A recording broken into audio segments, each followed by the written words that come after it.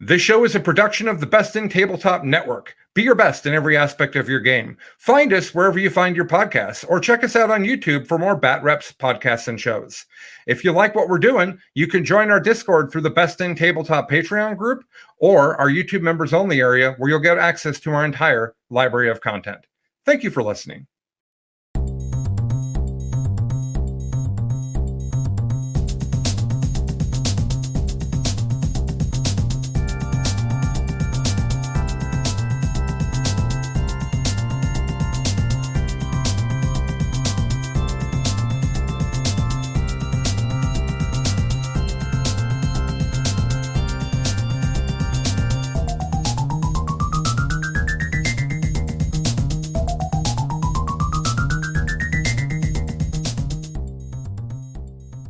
Welcome to Best in Faction, podcast about competitive Warhammer 40k.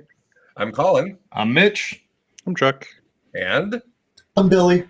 There's Billy as well. Hi, everybody. It's been 2 weeks since Charity Hammer, right? It wasn't last week. Is it all? Okay. It's been 2 weeks since Charity Hammer. I've been sick the entire time. It's not COVID, or so the at-home tests tell me, but I've been sick the entire time. We are all very tired still. It turns out that we're all a little bit old, and the old and the not enough sleep and the push hard and all of it goes together, and then it doesn't. It's like those of you that are old enough will know that you can actually have a multi-day hangover. It's actually a thing that human beings are capable of. And when you're in your 20s, you train for this, and then when you're in your 30s and 40s, you guys weren't getting multi-day hangovers in your 20s. No. I don't. Yeah, I got hangovers in my 20s. Sure. Multi-day.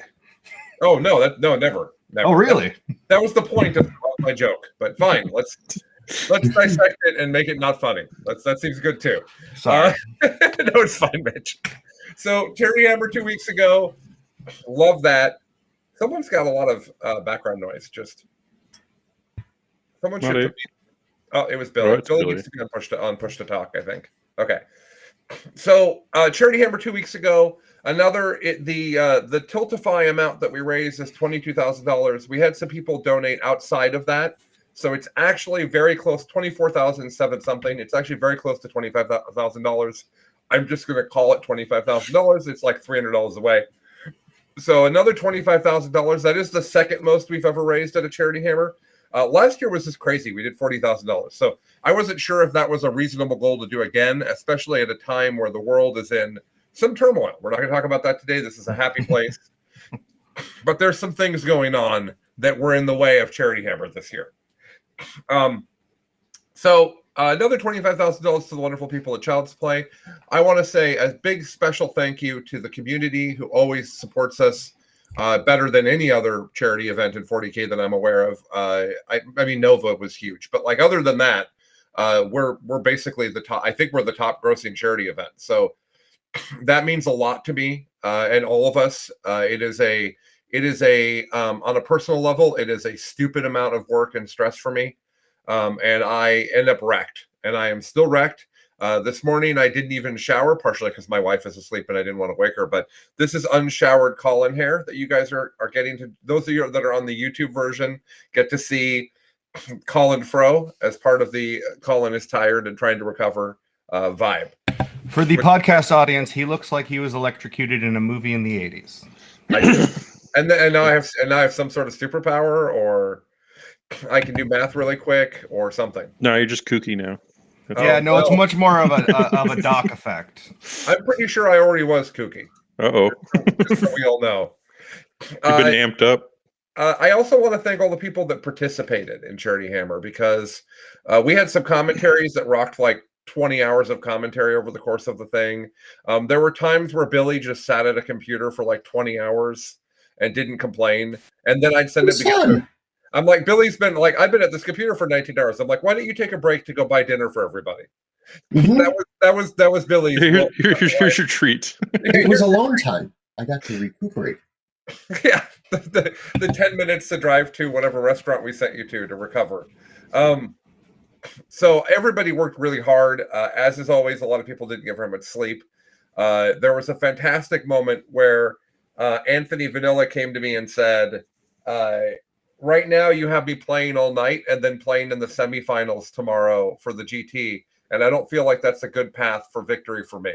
And I said, you told me you didn't want to sleep and you wanted to play all night. He's like, yeah, that was before I slept in a Chevy Malibu for 3 hours. Evidently, his Friday night sleep was he got into the rental car and slept in the car for 3 hours and then got back up and went back to playing 40K. He didn't want to do that multiple nights in a row. I actually think that's pretty reasonable. So, anyways, people slept, not enough, and we pushed through. And we also had the biggest problems of any Charity Hammer ever: technology problems, health problems, all types of stuff. So, before we dive into Charity Hammer, I want to give a little bit of a network update. It'll be brief, but I do want to do that. But before we do that, let's ask everybody how they're doing. So, Chuck, how are you doing? What's going on in the world of Chuck? Pretty good. I am currently quarantining so that I can go and play 40K with Vince. So I've been locked in the house for days. So you talk about Vince, you presume that everyone knows who he is, which I really appreciate. If you don't listen to the show, I don't know what to tell you. How did you hear this? So when did you and Vince meet? 93, probably. Okay. Vince is like Chuck's closest person in his life, other than maybe his wife, and Vince is the person we did Hammer Out Cancer for. So he is actually a rock star who has survived and rocked the cancer much longer than expected. But he is going to get to play some 40K with Chuck, so we're all very excited about this. If I could put a camera crew in there safely, I would do it. No, you would not. If I could, there's a bunch of reasons I can't. Many of them are good reasons. So having been locked in the house for a few days, of course, I've painted like 10 Sisters of Battle and a tank and built 10 Possessed and 9 Chaos Bikes and 3 Obliterators. And probably 1,000 lists. You don't need Obliterators. I was going to say, some of those are good decisions. I don't understand. Colin, your microphone's garbled. We can't hear the nonsense coming out of you. You already own, Chuck. Well, I scrapped the 12 that I had to make Possessed. Oh, okay. So I need 3 more. Okay. Well, all right then. So you have 0? You had 0 going into this week? Oh, no, I had 6. But you have to have 9. Oh. Why? The correct numbers of Obliterators are 0 and 9. Okay. That is how some data sheets work. Another game coming in my future of Chuck tries to make Obliterators work into Colin. I see that coming again. It's like the correct number of Wolfen. 30. Like, what, Mitch? It's like the correct number of Wolfen. 30 or none. Yeah. Like those are the numbers. Yeah. It's actually they're very similar, I think. Yeah. Both of those are also the max number of those things you can take, I believe. Yeah. Yeah, that's the idea. You're either all in or you're not in at all. And imagine if Wolfen came in 20s, Mitch. How fun would that be? It's the only army I would play. I would not bother with anything else. I would just running around the thing. windmill slam every time, set up on the line and be like, we're going to have a great 30 minutes of 40K. Yeah. And I'm going to lose or win, but either way, I'm winning. So that's great. Now, one of the things you're doing, Chuck, is you're making your Sisters of Battle accommodate John Lennon's list from Charity Hammer. And he is doing that so that I can do some stream games of Sisters of Battle. So if you guys are enjoying the bit rep format, which I know took a little hiatus through Charity Hammer, but we have 3 of them in the hopper, in the production hopper. So 4? We have 4 of them, I think. They're going to be coming out 2 a week. So they're coming. But I'm going to play some Sisters of Battle in that, partially because I don't know them that well. So I'm really excited about that. And I think that once you have them, it will be a kind of drug that you can't put down. So I'm excited to see your response to them. My new Elder list is also very fun. So yeah. I'm having a good time. Mitch, how about you? What's been going on with you? Oh, I have been working on a lot of Space Wolves lists. That's kind of through Charity Hammer, you have a lot of time to think about your relationship with the hobby. Just by the nature of if you're doing a lot of stream hosting and all the other stuff, like you just got a lot of time. And so I have kind of decided to reset my how I'm playing the game and focus on like one faction with maybe a couple bolt-on accessories. And I figured Space Wolves was the easiest to do that with because it's the one I have the most passion for. And just by making that decision in the last 2 weeks, I'm more interested in the rules. I'm more interested in the meta. I'm more interested in building lists. Constraining what I was trying to build really helped focus what was going to be interesting to me in that faction. Yeah. So that's sort of where I've been coming from right now. Well, the thing is, you're the Imperium guy, right? Yeah. But that's so many books. It's a lot. It's like 50% of the total books, I think. Yeah, it's about half the game. Yeah. So to have I'm the Xenos guy on the podcast, that's a lot less demanding than being the Chaos guy or the Imperium guy. It's not nearly as many books. Well, I'm the Xenos guy who isn't responsible for orcs. So there's Necrons. Or Necrons. Well, yeah. We'll see about that. But no, I'm going to be selling off some of my other armies and just kind of really focusing. There had been a hobby project I had started a couple years back for a brand themed army for the Space Wolf player brand, and I still have the display board and all of the fiber optics to do the lighting. It was going to be an undersea army, and so I'm going to focus on kind of hobbying that and bringing a Space Wolf, like a Sea Wolf army, up to snuff. With stuff like Arjack Anchor Fist and just lots of cool little conversions, and I'm gonna focus on that. And that's sort of, I think, where I want to focus my hobby energy for the foreseeable future. Cool. Yeah, dig it. Billy, how about you? What have you been doing? 40K wise, I'm trying to make Inari work because I'm a masochist who wants to make elves punchy. Absolutely. Well, challenge and also realistic goals of as long as I keep going 2-1 at RTTs, I'm not backsliding. But it's been shockingly better than it should be. Has been my take on the two games. Turns out when you give clown troops AP 4, hitting on 2s, reroll 1s, auto wound on 6s, +1 to wound, damage 3, 10 of them will shred a bunch of stuff and then tap a bunch of stuff. And then when they die and the Yunkarn shows up, you're not sad. Yeah, it does sound like the right profile for killing the meta today. Yeah. So I've been enjoying it, and hobbying it has been a ton of fun. Yeah. Did you get your Incarn all painted up? I got my Incarn all painted up. I got 10 new shining spears that I'm working on right now. Yeah. It's been a lot of fun, and it's going to look pretty when it's done. Wonderful. To piggyback on what Billy said there a little bit, I too have found, like, by digging, just saying, okay, this is the faction I'm going to work with. What's the best things I can make out of that? I have found that going over the book has really, like, things I didn't think were good before are much more relevant now. Like, and I'll just use one example because I know I can go on about this forever. Ragnar Blackmane. I've never been a huge fan of him. He was always just a more killy Space Wolf character, and it's like, well, they kill everything already, so that's not super helpful. He's AP 4, which matters a lot more now.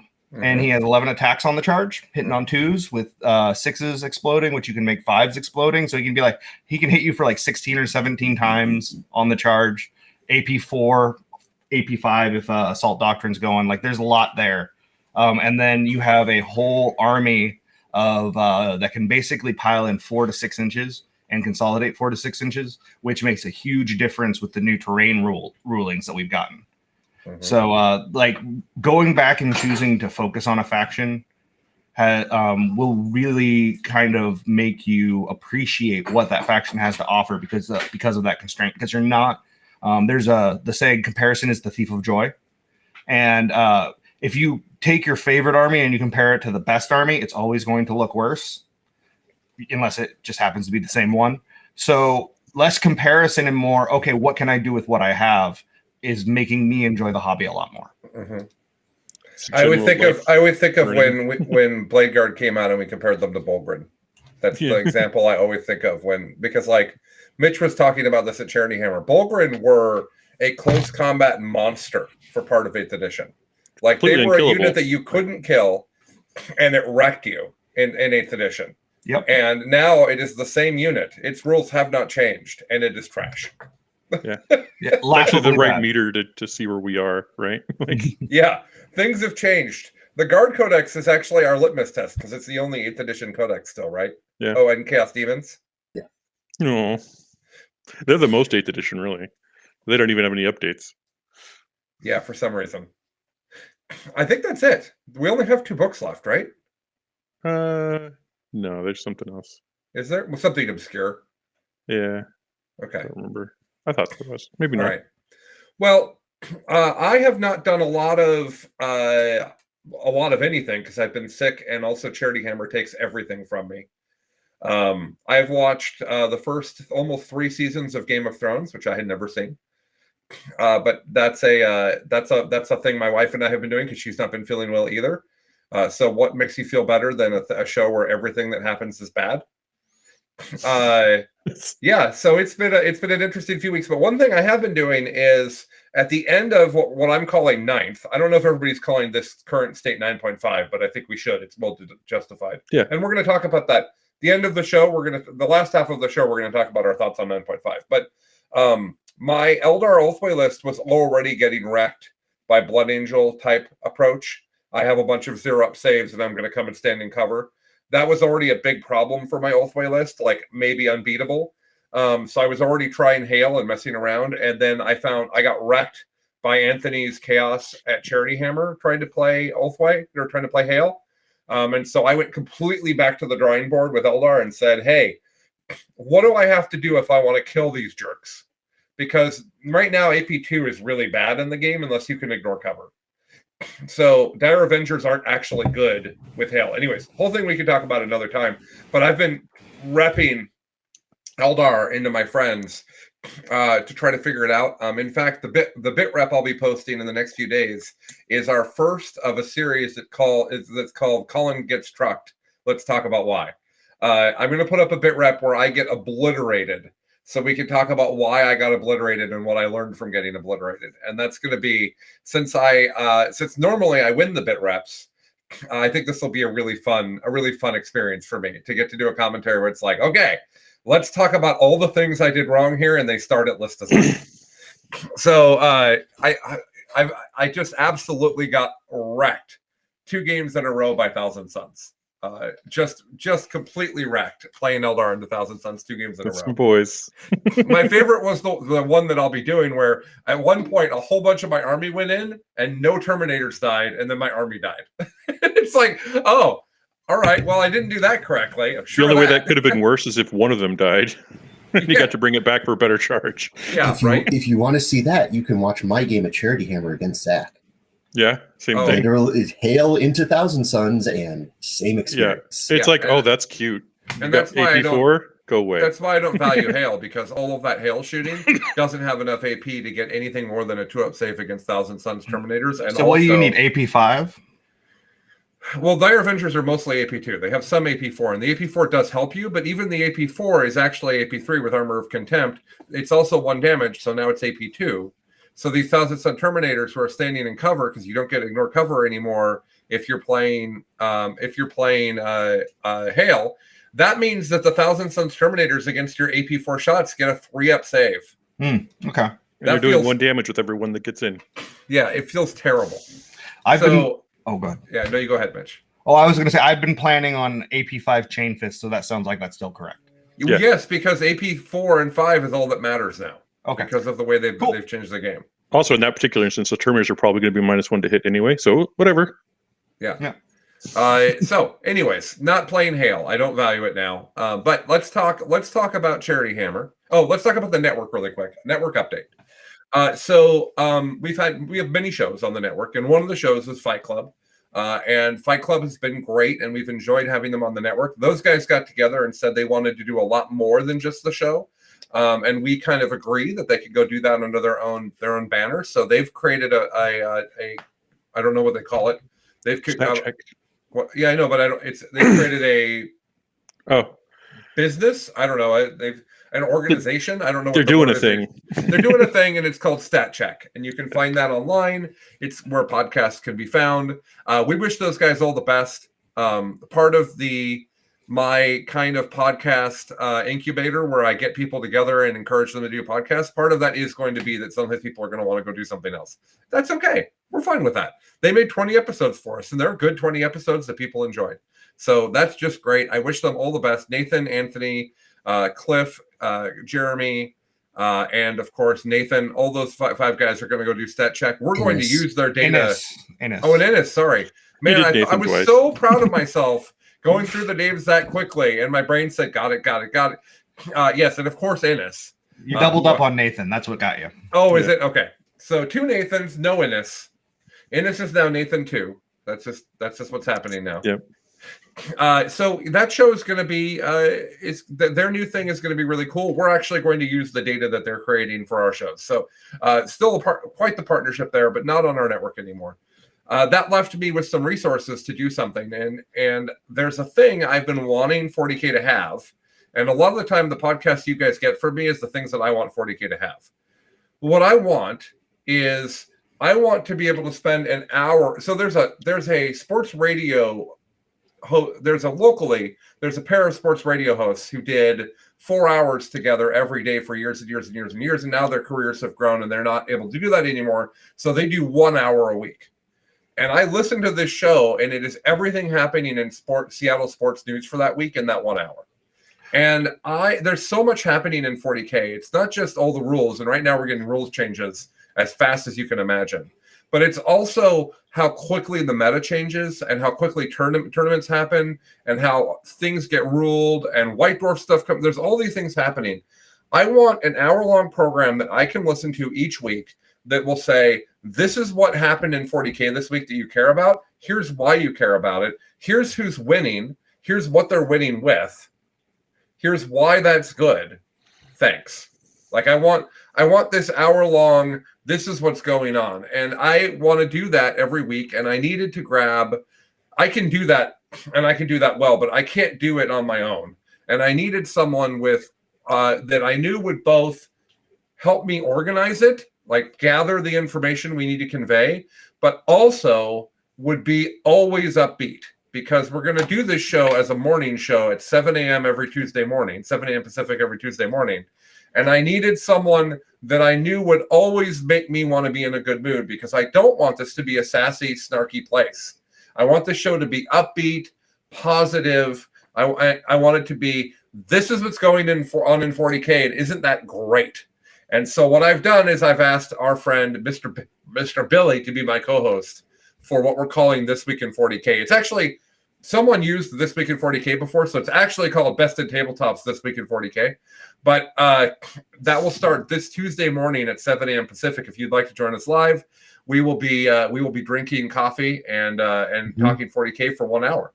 The end of that show, not in the first episode, but starting in the second episode, the last 20 minutes of that show is going to be Hank Adams. Hank has been on this show a couple times. Hank is a history teacher, middle school history teacher. Hank is a brilliant man who is very good at articulating things and understands things very quickly. So what Hank is going to do is we're going to say, these are the, like what happens is you end up saying, okay, well, Crusher won. Oh, well, Crusher won. Oh, well, Crusher won when you're talking about the 40K meta.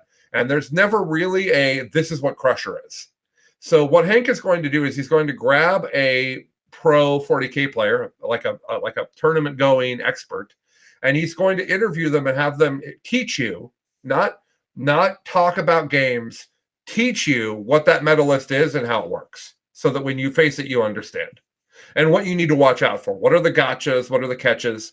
And he's going to do 20 minutes of that, 15, 20 minutes of that is going to be part of our weekly hour. So we're going to say, this is what's new in 40K.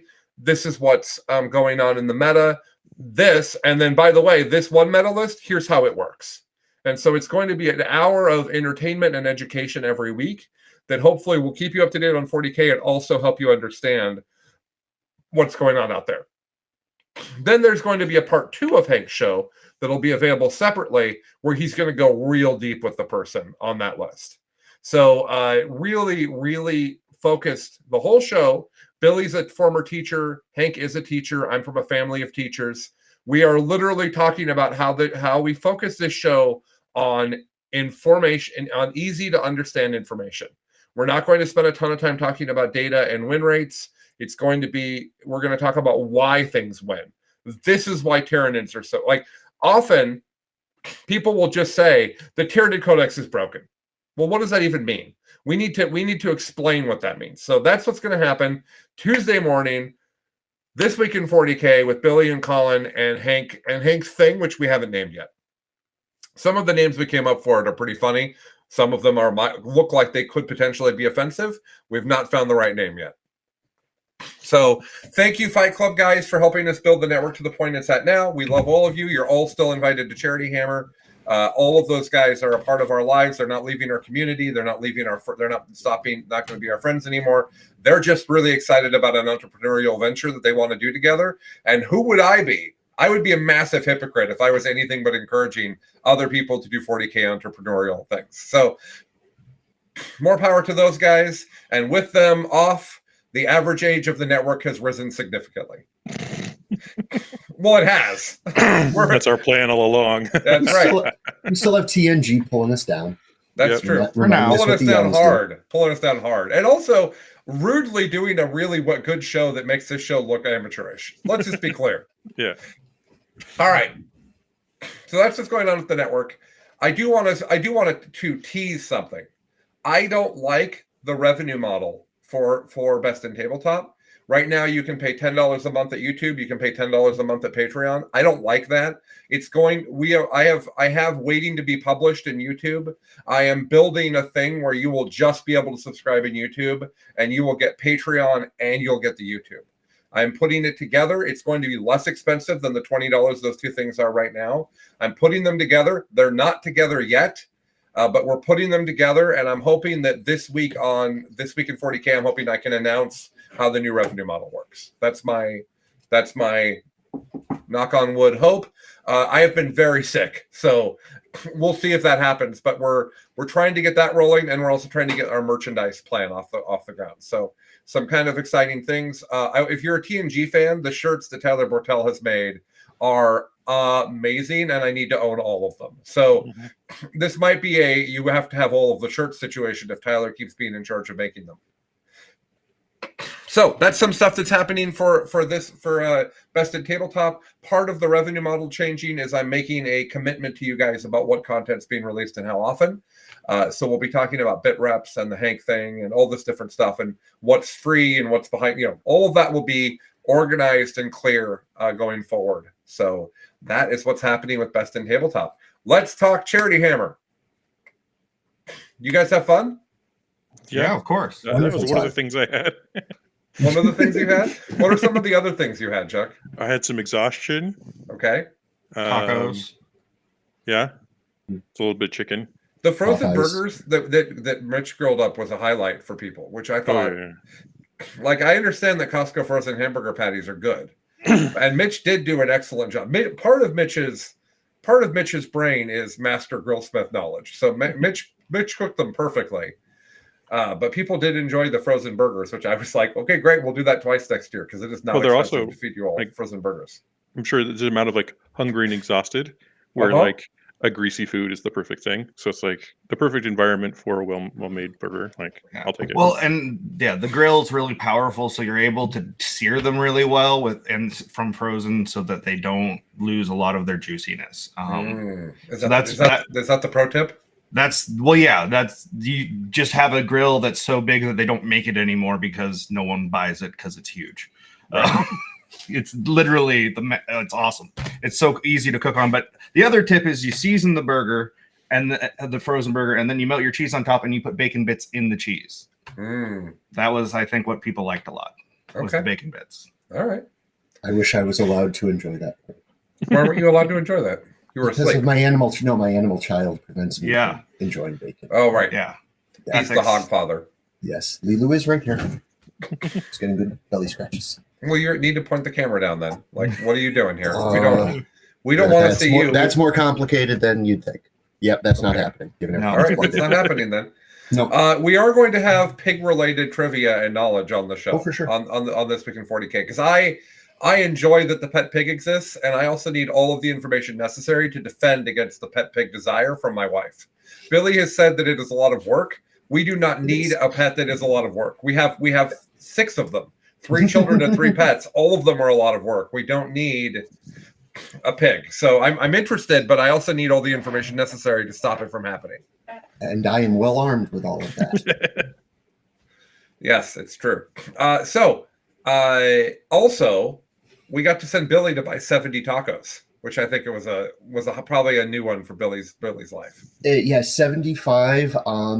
It was sort of, the tacos was an interesting one because Colin had prepared me that previously someone had gone to buy food for Charity Hammer and they were asked, "Is that for here or to go?" when they bought, $200 worth of fast food. So it was $200 worth of KFC. Yeah, just so we're clear. Yeah. So I was ready for that question when it was asked of me. The more interesting one was when I went to Popeyes to order, and every time I said a new 30 of this, 40 of that, "Is that all?" "No, ma'am, I still have more." "No, ma'am, I still have more." "No, ma'am, I still have more." They're like, they just want to be done with the transaction. There was you could hear an odd shock on the other end of the ordering thing. And I've never before been asked multiple times in a weekend by a fast food drive-thru, "Can you pull around to the front and wait? We'll bring your food to you." Yeah, that's pretty common here. Yeah, sure. I just had never ordered, multiple hundreds of dollars of fast food multiple times in a weekend. Yeah. Broadening your horizons. You learn all sorts of amazing new things. Although the best way to do that is to be up at 1 a.m. and just get Mitch talking. Because you do learn fascinating things that way. Hey, you wanted weird pet stories. I have so many weird pet stories. I am being 100% genuine that is the highlight of my Charity Hammer was 1 a.m. Mitch, tell me about your life. Yeah. So I do want to say there were problems at this year's Charity Hammer. A week out from Charity Hammer, I had some people that had to drop. Fine. Then we had the Best in Tabletop Open, which was the week before Charity Hammer. And we thought that was a great idea because people like Billy and Anthony and Nathan and the BIFPOD, the TNG guy, all these people could come out. They could play 40K with our locals. Then they could hang out in the beautiful Pacific Northwest for the week, and then we'll do Charity Hammer, and it'll be wonderful. So there's this pandemic, right? And somebody was sick at the tournament. Like someone brought COVID and gave it to a whole bunch of people at the tournament. I think we contact traced 11 of the 40 people that were at the tournament got COVID. So that's a lot. So the week before Charity Hammer, we had to deal with a bunch of people that were supposed to be at Charity Hammer had COVID and just were not going to be able to. Where are they going to stay? How are we going to not have other people stay with them? What are they going to do? How are we going to get them, make sure that they're being fed and taken care of? Some of them had never been to this part of the world, of the country before, and are just like hanging in their hotel room sick. Like, that's terrible. Yeah. And then we also had the concern, who else has it? Right? Like, so I was the one, other than me, anybody who had direct interaction with those people, we delayed their schedule for start time so that they would have plenty of time. And we tested every day. Everybody, all the local people basically tested daily, watched for symptoms, masked up when we were doing stuff. Like, we were really careful, but I still had a real, am I being a good human thing going on all week that was awful. At least one member of our community was outspoken about the fact that he thought I should have canceled half of Charity Hammer to make sure we could quarantine long enough. I'm glad I didn't. And the way we solved that, rather than a 300-person tournament where COVID's going rampant, this is only like 30, 40 people. It ended up being 30. It was supposed to be 40. And we just asked them all, hey, guys, you might get COVID. And the people that weren't comfortable with that didn't come. So we kind of had a bunch of people that were just willing to risk it. But we were still being incredibly careful, and it was a lot of work. And that also meant that the whole agenda got destroyed 3 times. I think I rewrote the entire agenda 3 times. What's that? Before we started. Yeah. One of the things we had to do is we had to completely change the GT. The GT just wasn't going to function at all, and we didn't have nearly enough people to do it. So we turned it into a pod thing where the pods played each other for an RTT, and then the winners of the pods went on to a 8-person single limb. And I thought that was neat, but I wanted to get you guys, Mitch didn't play in it, but he commentated on it, and Billy and Chuck played in it. Before we continue on, what do you guys think of the pods going into the GT versus how we normally do it? Well, for me, it meant more games, which is nice. Usually I'm lower on the group there, so I get paired into somebody who just comes in and just drops the elbow on me and I'm out. So that was kind of fun. Yeah. But it's hard to say. I actually would be mostly concerned about how did the viewers see it. Like, was it more interesting or less? And we can't ask them here, but for me, I think it's great. I had a great time. Got to play. It'd be cool if they could comment and tell us. Yeah. Yeah. Well, anyone in the YouTube chat should be able to, and we should be able to see it. We are live. For my side, I actually think it is a better system going forward. I'll make the argument in a second. I used it to my advantage because 2 of my games were not on stream, and I was supposed to be there as support staff in the first place. By ELO, I was 28th of the 32 people who were going to be there by a fairly comical margin. So I took the 2 opportunities when I wasn't going to be on stream to just tell my opponents, hi, you're, the 2nd best person here or the 4th best person here, and you're playing Tyranids, and I'm not. How about we all get some sleep? But I did have a wonderful game into Anthony where he violenced me with clowns. I think it's better, exactly to Chuck's point, because while the Billy Anthony game is not particularly interesting, I think I could give Chuck a good and interesting game if we ever played each other. And having that level of content, I think, would be useful. And while there's variance in 40K, there's not really that much variance in outcomes when top players play not top players. So you're still going to get the right filtering to the end. So that would be my pitch for pods into a bracket. I think that a big part of Charity Hammer is seeing all the different armies, and we've been better about that in the past than we were this year. We didn't know. Nobody had Necrons are now S tier on their bingo card. And so when Charity Hammer started, and we got the points and data slate while everyone was here for Charity Hammer, and we used all of it. The problem was our Nick OJ was not able to come, and he was going to bring Necrons. Michael just didn't bring them because he thought that he wasn't going to want to play them, and he was playing Chaos Knights. So Chuck left his at home, which was a couple hours away, and just didn't want to go grab them. Well, they're also not painted to a degree that would. And you didn't own the right stuff either. Yeah. So we just didn't have Necrons at Charity Hammer, and Necrons are quite good now, is what I'm told. So, but we didn't have them, and I'm going to try to fix that next year. I think the GT should have every faction in it, and I think by doing the pods, we get to put matchups into each other that are interesting, that aren't just the S tier BS, right? I would have liked to see 2 of the lower codexes post nerfs play each other, right? The guard playing into someone Chaos else Demons. Sure, guard into Slaanesh, right? Paul was there playing his Keeper Rush. I would have liked to see guard against that. There's this armies that needed attention that we didn't give. You would not want to see guard against Slaanesh just because of the stratagems that still exist. Yeah. We'd have to. I don't know. I don't know if the beasts get in and grab them, the guard never fall back, and the game's over. They can just shoot in combat, re-rolling all hits and wounds with auto wounding 6s, and just be take all the 5-ups in the world. You say that, but that book is still a 20% win rate. So I'm just But it's only that not against matchup. demons. Sure. It's Chaos is the one matchup where even with new Chaos Space Marines, I'd be if I have the right list, I can actually handle this. It's possible. Right. It's not likely, but it's possible. So we'll see about the pods going forward.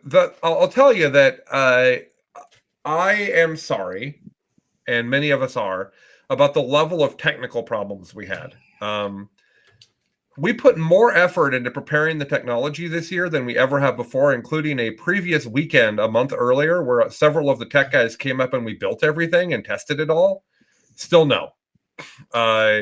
Our ISP throttled us, which they've never done in years past. Our ISP went down a number of times. Several of the computers doing the independent streams just exploded. We lost hardware permanently during Charity Hammer. Backup systems got rolled in. Like, it was just bad. Like, it was just a bad technology experience. We will be redoing the architecture of Charity Hammer next year as a result. So all of the games are up on YouTube. The meta stream with the commentary, all of that is up. And I would say a third of the game's individual player commentary is up, but not half, maybe a third. We lost a lot of it. I'm sorry. We just did. Like, there's one thing where YouTube didn't break. I don't need to explain all the details, but we lost a lot of the content, and I'm very regretful of that, because part of the fun of Charity Hammer is we produce this 300 hours of content that you guys can just go watch whatever piece you want. And it's not organized in a way that's easy for you to do that. And we didn't get a lot of it. So I'm really sorry about that. And I feel more upset about that than is probably what any of you guys want and out there in the audience. You guys are probably not as upset about it as I am. What it does mean is that the way we do Charity Hammer is going to change. Also, I think that the community in general is expecting more camera angles on stream games than Charity Hammer has kind of built ourselves as the plan. So we're going to actually do a smaller amount of much higher quality content next year. Not a lot smaller, like maybe a third less streams. But those streams that we are going to do, I think, are going to have a lot of camera angles and a lot more involvement, and it's going to be a lot better organized. So thank you, everybody, for that, for understanding there. I'm very regretful of the quality, technology-wise, of Charity Hammer, but the content is great. The commentary is great. The games are great. Watch the mainstream. That worked great. Lots of commentary. The chats in between games were some of the best stuff in there, where we're talking about the game and digging into it. Just really a wonderful experience, but the technology did not work, and everybody got sick, and we had to redo the whole schedule and then do it with a lot less people than I was planning. The people that were supposed to do all the food didn't come. Like, it was just a whole thing. So let's talk about the fun stuff now for Charity. Real quick, a huge thank you to our technical teams. The technology issues were not their fault. They, like Colin said, they came, they prepped, they tested, everything worked before. I was working very wee hours, dealing with a lot of stream issues. Thursday night and then Friday night.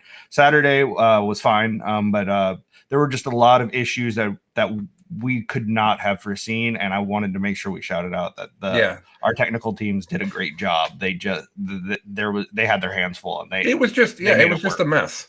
It was just, and it wasn't their fault. Tyler Agee leads that team, and he is a rock star. That guy just won't sleep if there's no time for him to sleep. He'll just work. And he also was dealing with some personal stuff that was stressing him. So he had a really hard week, and he still pushed through and stayed up entirely on the first night to try to get everything working. He found everything broke at 2 a.m. the night before we went live. Like, it was just bad. Thank you to Harrison for coming and stream hosting and helping keep everything up. And Billy was on the ones and twos for multiple tens of hours. Tons of fun. What's that? It was tons of fun, and I stand by that. Yeah. Lee Steiger said, just have me stream host next year for 24 hours straight. I just want to sit and watch these people play 40K. And I'm like, fine. Great. Welcome. Yes. Lee, I would have made that same pledge last year. Shoot for 12 and see how you feel. Yeah. So, all right, let's talk through the fun stuff. Okay. Real quick, also thank you to the now Aegis Games guys. They did a ton. Yeah. Noah Badome, JT, and Lee Steiger, like all of them, like they really came in and helped out a ton. Billy, and Luna. We should talk about Aegis Games on this week in 40K. That is a completely Absolutely appropriate thing for us to talk about. For those that know that Dark Tower Games' owner said some things on the internet that were maybe not okay, they were not okay. But no, they were not okay. There's no. He said some things on the internet that were offensive. The nerd community rose up and smited him, and basically called for a ban of anyone going to his store, and everyone was just listening. So what's happened is Noah Badome and some other minority owners are in the process of purchasing Dark Tower, which is my local game store. It's in Bellingham, 30 minutes from here, next to where Billy and several of our other friends live. Sorry, Mitch. Where Mitch and Billy lives in San Francisco. But where Mitch and several of our other San Francisco and Bellingham, not actually very different places. But Mitch lives up there. Anyways, fantastic store with wonderful employees who just happen to have an owner who is a little bit. Anyways, and they're renaming it Aegis Games and focusing on making a really inclusive, safe environment for everybody. And they're going to do some charity work for some local LGBT charities. So really great that Noah was able to put that together, and now one of my friends owns a game store, so that's fun. I would imagine even more. We've already been partnered with Dark Tower and some stuff. I imagine that our partnership with Aegis Games will be even more. We've talked about doing weekly stream games with Aegis, where their team and our team work together to do a live stream game every week. We've talked about that and some other stuff. So wonderful.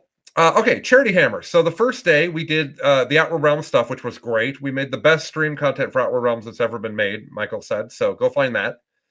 And then we had the Bad List RTT.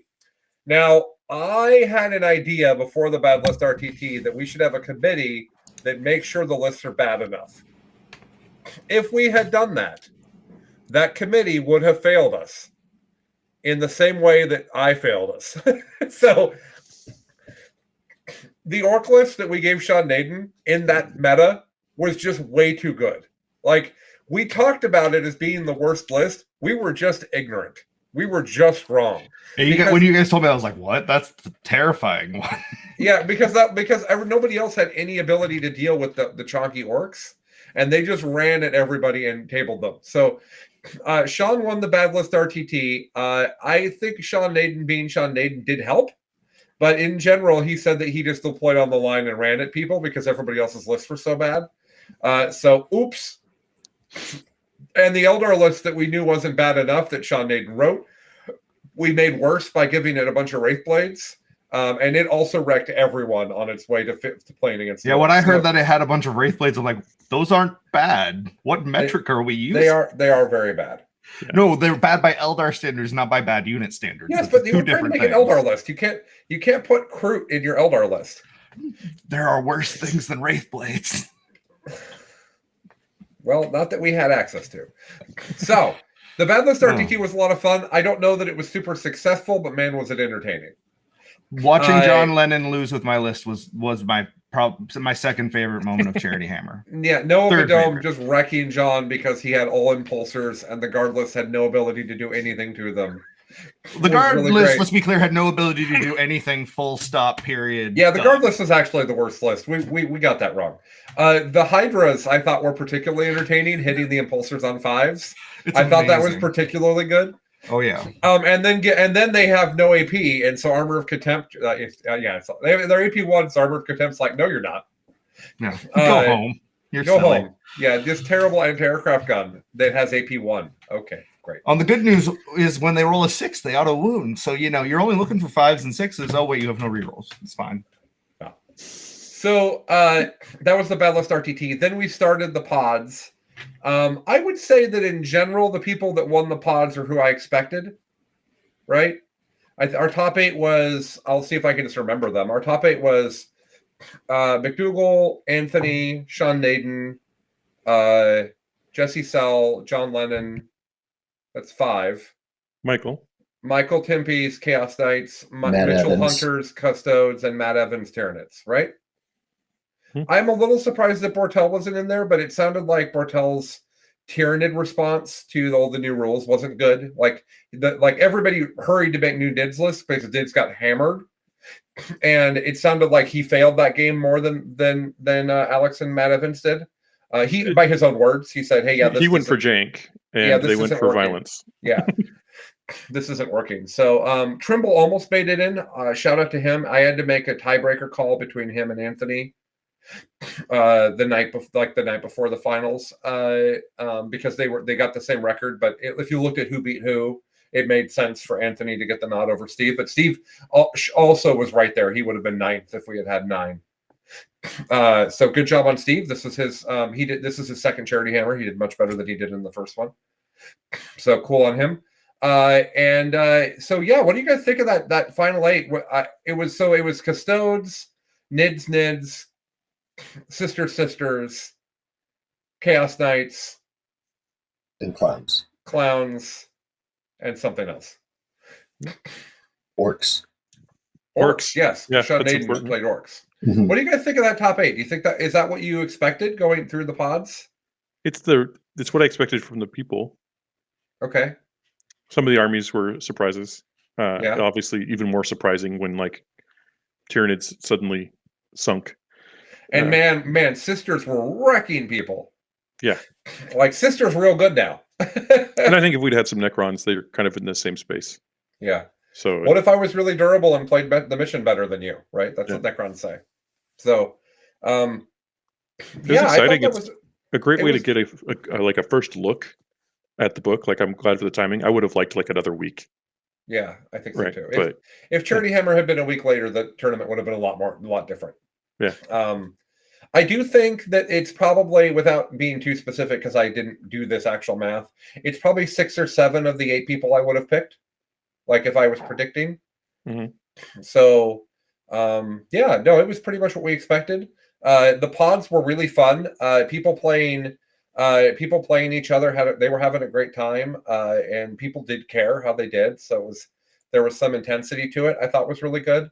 And then we got to the finals.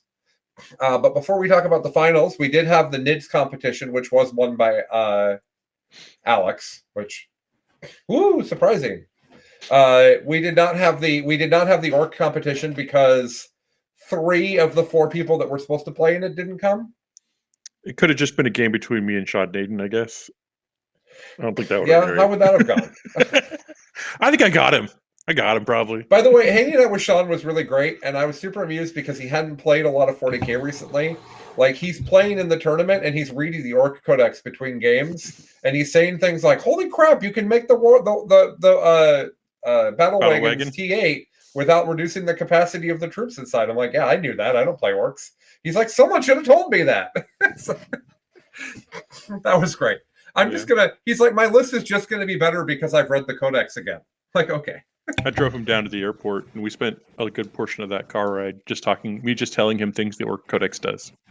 And him being like, "Oh, that means I can do this." I don't think a lot of people approach Sean thinking, "Okay, I'm going to tell him what I think of an army that he's playing." I think that a lot of people probably don't bring that into the conversation. Just a hunch. Probably not. Well, I did. I talked Eldar with him while he was here. Oh no! I think fun. I think that's super valuable for him too, right? Like because that's all that Charity Hammer is when new rules come out is just a bunch of people talk. Like everyone breaks into the groups of like, oh, those guys are clearly talking about how this affects Chaos Knights. Those guys are talking about Necrons. Those guys are, and then everyone talks like that for about half an hour, and then it all shuffles, and everyone starts swapping more ideas, and it's awesome. Yeah.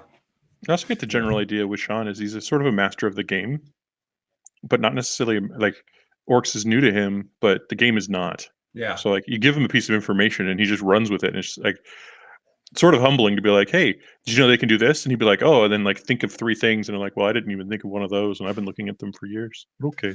In the final game, there's a moment which is the iconic game moment for me of the whole event, where Sean and John are playing, and there's a empty rhino kind of 2/3 of the way up the battlefield, and Sean makes this turn where he's going to charge and kill everything around the rhino, and his whole army is going to touch this rhino and not kill it. So Sean's plan is to not kill the rhino so that he can't be shot, and also he's trying to make it so that John can't desperate break out the rhino. He's trying to do enough damage it can't move far enough away. Yeah, but while also spreading out around it, but not killing it. Yep. And John wants it to die. So John's doing things like miracle dicing to bad armor saves and they go back and forth in that close combat phase, and they're both piling in, and there is so much strategy happening from those guys right there. And every moment they pivots to which one of them, how they think, whether they think the rhino is going to live or not. And then the rhino dies, explodes, and does like 15 mortal wounds to the orc army. And God, that was so iconic. I'm pretty sure an exploding rhino's on next year's objective marker. But but if you guys go back and watch that, it's the only stream at that time, so you can watch that game with commentary. The rhino moment, there is so much strategy happening there, going back and forth, that it's incredible. That those guys are thinking about.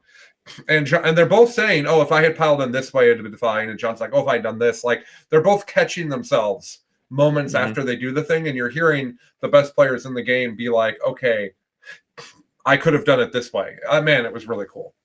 So, yeah. So the Tyranid thing happened. We did a number of people talking things, which was a big hit. We'll do that. That's actually going to be a more main part of Charity Hammer next year. Is more interview focused and book review type stuff. And then the finals, like we said, were John versus Sean. The commentary done by Jesse and Anthony, they did a great job. And John pulls it out to win his second Charity Hammer in a row. Charity Hammer has only been won by Art of War. Nick, John is how our Charity Hammers have finished. So if you think you have what it takes, it could be you. We gave away a ton of prizes. People have asked that I not read the ridiculously long list of names again. I've done it a number of times. I will be posting on Facebook probably tomorrow the final prize list. So you'll be able to see that. We'll link that. I'll put the prize list in the YouTube as well. I'll just put it in the comments of who won what. So how that works, if you did win something, because lots of you did, is we need your address. It does Tiltify didn't give it to us. So you're going to get an email from Nathan Henning from StatCheck. Nathan's going to email you. You need to give him your address. If you don't want the thing, that's perfectly fine. If it's not something you want, to say redonate. And what that does is it goes back into Charity Hammer and we give it away next year. So it helps build more money in the future. There's about a third of the things we give away actually get rolled over. My favorite is I have 3 boxes of Bloodletters that are actually this is their third Charity Hammer of trying to find a home. I think the next one's going to be their chance. Well, I don't know who won them. Maybe it's someone who wants them this year. Yeah. Whoever won those, jump on those now. Those might be the impossible to find thing in about 2 or 3 months. I think that's a good guess. I really do. So what else from Charity Hammer, guys? What else is worth talking about? You mentioned it, but if I can plug it, find the Chuck, Anthony, Zach Chaos Talk. That was a phenomenal review of the book. That's on our YouTube. It's separated out on our YouTube. It's called its own thing. It's you can find it. It's called Chaos Book Review or something. It's on there. It's easy to find because the thumbnail's the 3 of us, and every time I see it, I'm like, oh, why am I on the YouTube? Because you did a phenomenal job interviewing and hosting that, and there was both good chemistry between the people, but the information shared there is a great way if you just want to take 4 steps forward in your understanding of that book. And then go find the community survey, Colin, which you didn't mention, I don't think. And that was tons of fun to listen to as well. Oh, yeah. I need to watch that. That was 6 to 7 a.m. We should split that out. Guys, help me remember to get the tech guys to pull that out into its own thing. Let's pull that out into its own thing and post it like tomorrow. Because that was pretty fun. That was Mitch and Colin in the morning, which I think we should do. I think that was a terrible and wonderful idea all at the same time, Mitch. I think we do it again. Sure. I mean, asking me to talk sleep deprived about 40K is always going to be a terrible and wonderful idea. It's the definition of failure success. Yeah. We basically had a 6 a.m. to 7 a.m. slot where I didn't want to have any content. I wanted everybody to get ready for the semifinals. I wanted the players to be ready. I wanted people to eat breakfast. I just wanted an hour where there wasn't anything going on. And so I threw Mitch and I in to basically talk up the finals, right? And we did the community survey, which, by the way, the next BIFPOD episode will go into more deep depth on the community survey. Or at least the questions that are still relevant because the game changed so much. So it's 5:45 a.m. and I'm there with Mitch, and Mitch is like, why did we agree? What? We were both just like, this was a good idea? Why did we want this? And we started doing it, and it was fun. But there was definitely the 10 minutes before where Mitch and I were both just like, man, this was not a well, that was the end of my super long stint. Yeah, I had gone all through the night. So yeah, I was just like, I'm like, so after this I get to go home. Can I sleep now?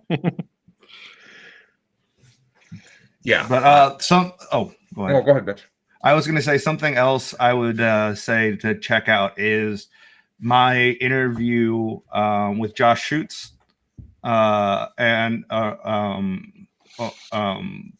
are totally washed out due to bad lighting, but it was really cool. He talked about Joel Hammer, which is going on this weekend, so definitely check that out.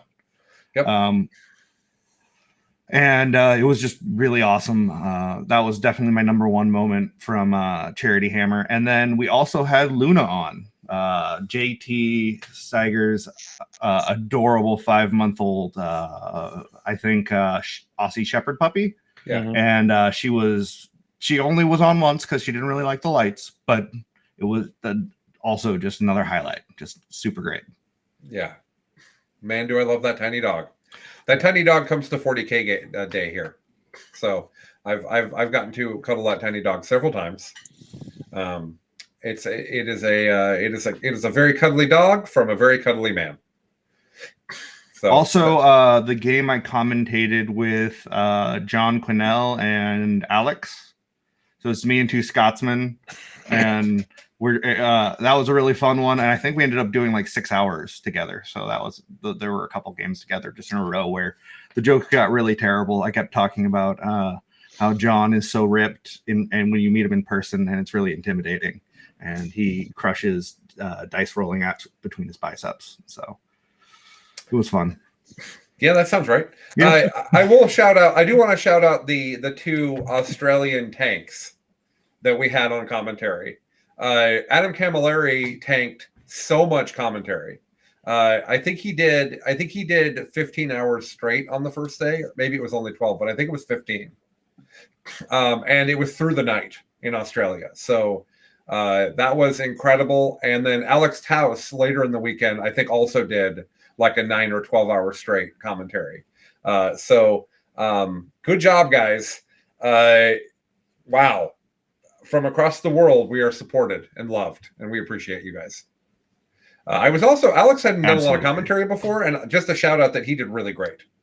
Like he had not done everybody else, like Scary and Seth Oster and Adam Camilleri and a lot of the other Dustin Henshaw, certainly everybody did great, but they'd all done a lot of commentary before. I think Alex was really doing it for the first time ish, and he really did a good job. So Billy also got to do commentary for the first time.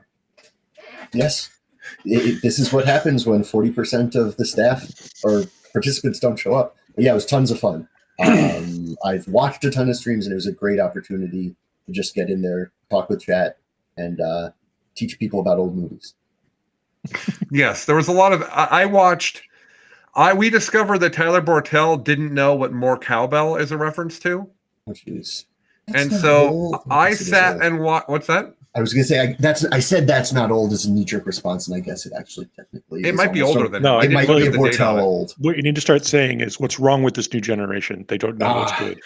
So I sat in Full House on the last day of Charity Hammer while the final game was going on and watched the More Cowbell skit with Tyler, who's a big music nerd. Like Tyler plays instruments and loves, like he's a music nerd. He's not just a quantum computing nerd. So he got like there are jokes in that skit that are especially funny for music nerds, and he laughed at the right music nerd jokes as well, and not just he really liked the last time I checked, we don't have a lot of songs that feature the cowbell.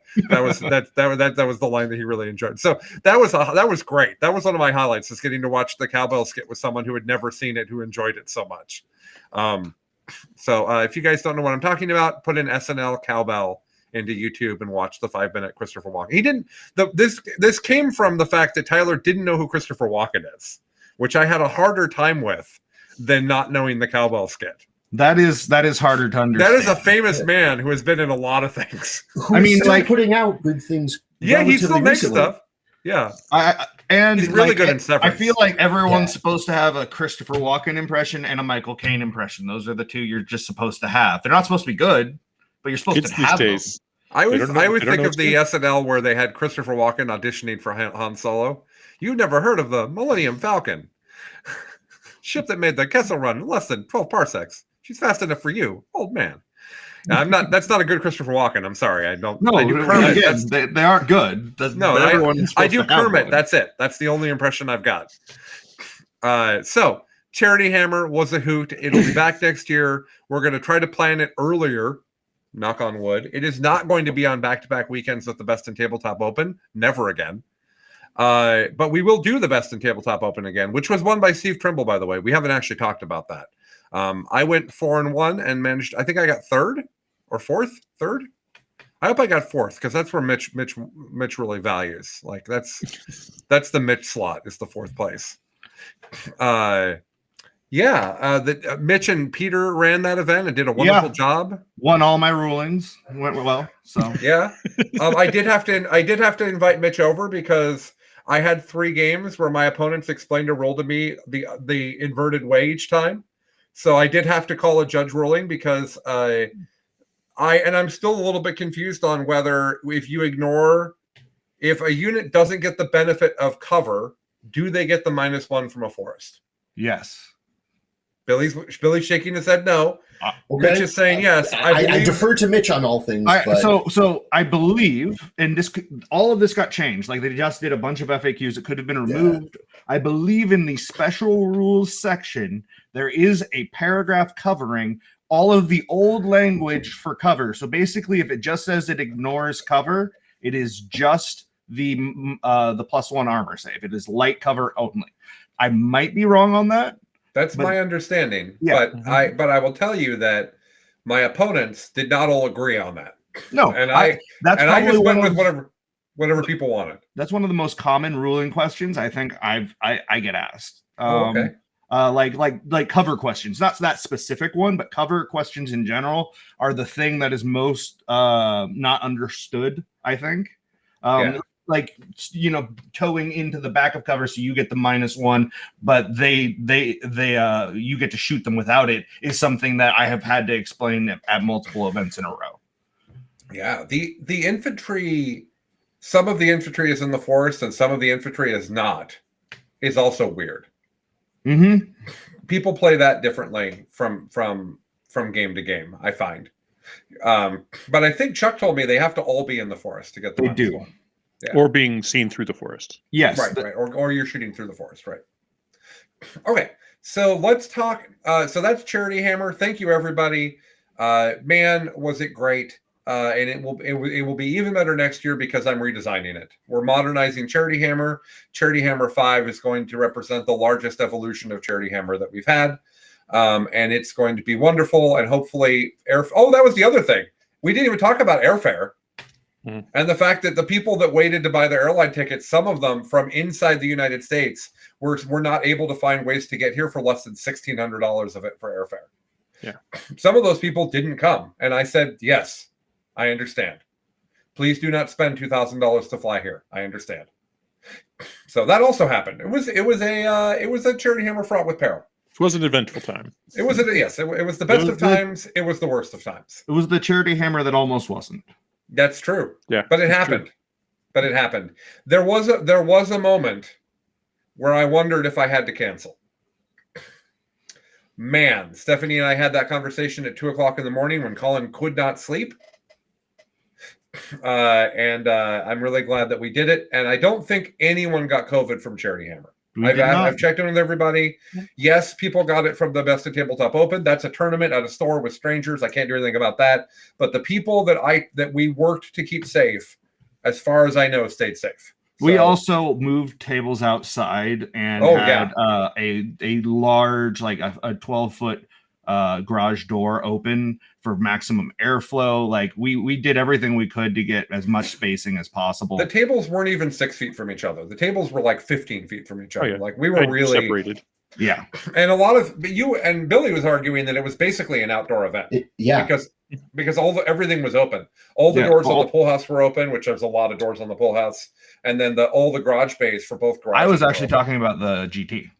Oh yeah. Yeah, we moved tables outside and we had the garage door open at there too, and we had Oh, all yeah. of the doors open for maximum airflow and fans going. Yep. So Yeah. like, I'm sorry, like I wasn't trying to say that we didn't try at best. I wanted to highlight what I was talking about. Like, we did everything we could to give everyone as much space as possible, and that's probably why only a quarter of the people got it. Right? Yeah. Like, there were people that were actively contagious, obviously, and we didn't all walk away with it, and it's probably because of those precautions. Well, and it could have just been one person that walking through looky-looing. You know, it could have just been a goldfish. Some of the people that got sick, we had dinner with on Saturday night. That was one of my concerns. Like, we sat at a restaurant and ate with them, with several of the people that got sick on Saturday night. So I was worried. I'm going to be honest. I was worried that I think we all agreed that the worst case scenario was Colin gets COVID. Yeah, I had interacted with canceled at that point. Yeah, I had the most interaction. It's at my property. So I was testing. I actually tested twice a day for that entire week. And every time I tested, I had anxiety. Every single time I looked at the test, because the backup plan was Colin quarantines in his command center. We clean the hell out of the place and Colin doesn't ever come out for Charity Hammer. Like, that was and I run it from my computer in my office.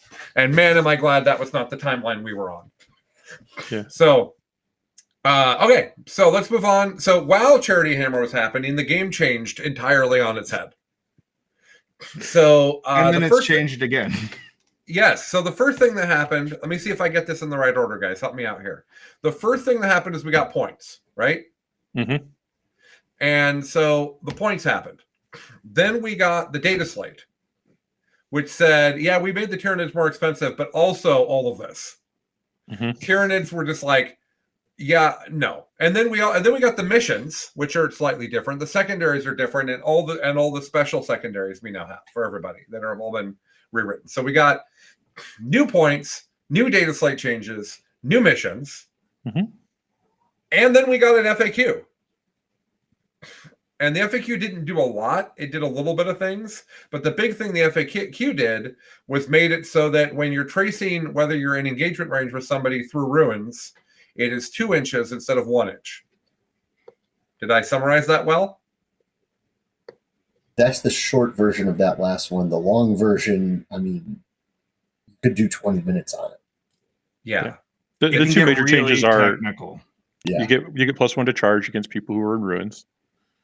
And you can now attack people through a wall. They can't make a 1 inch gap. They have to make a 2 inch gap. So yes, there are a few bases in the game, like Abaddon, who can still be jumped out. But for the most part, people can get in there. Yeah.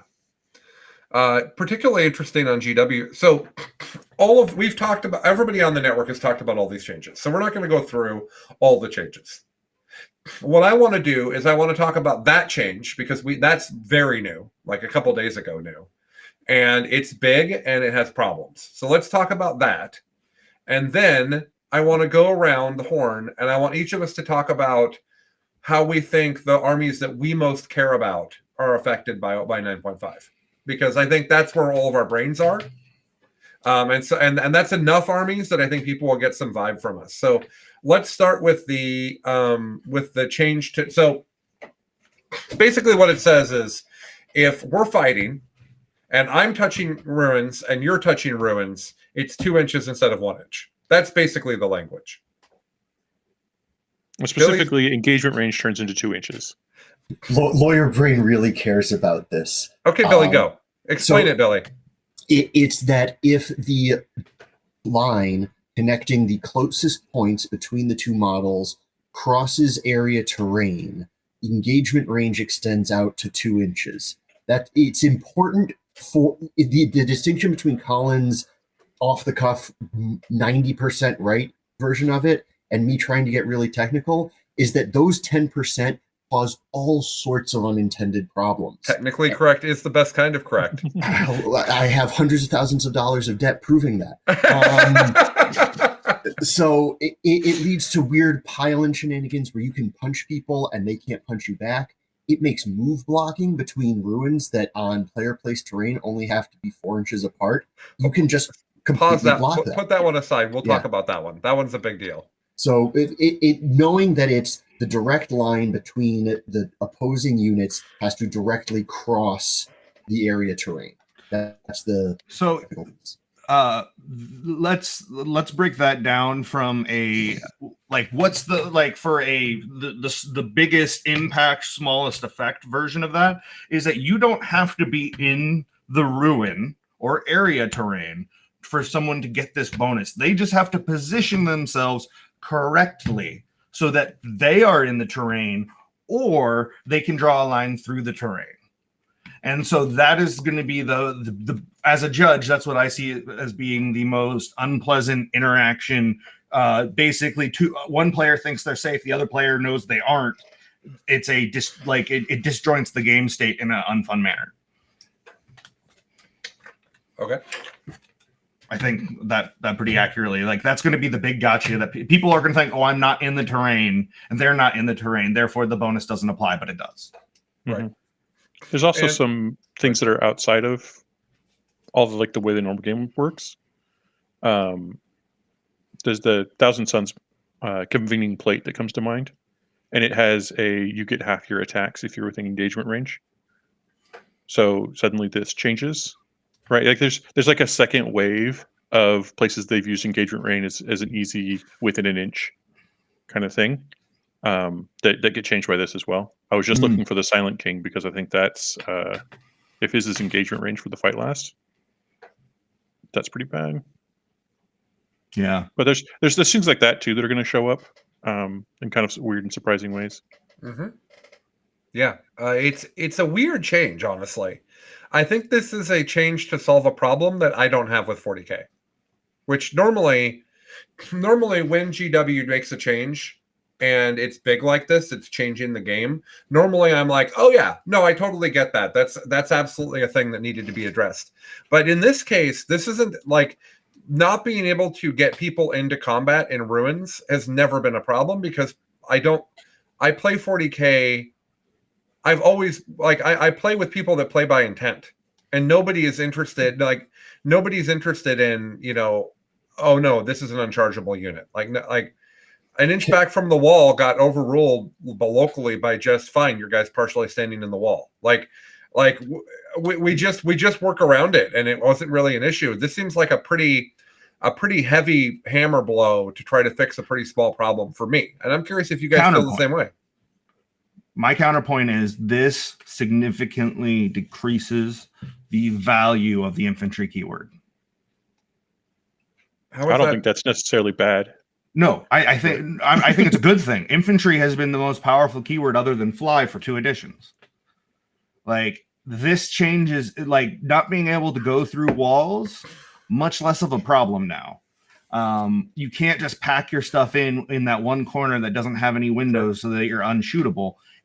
I think if I look at this change from that perspective solely, I see the value.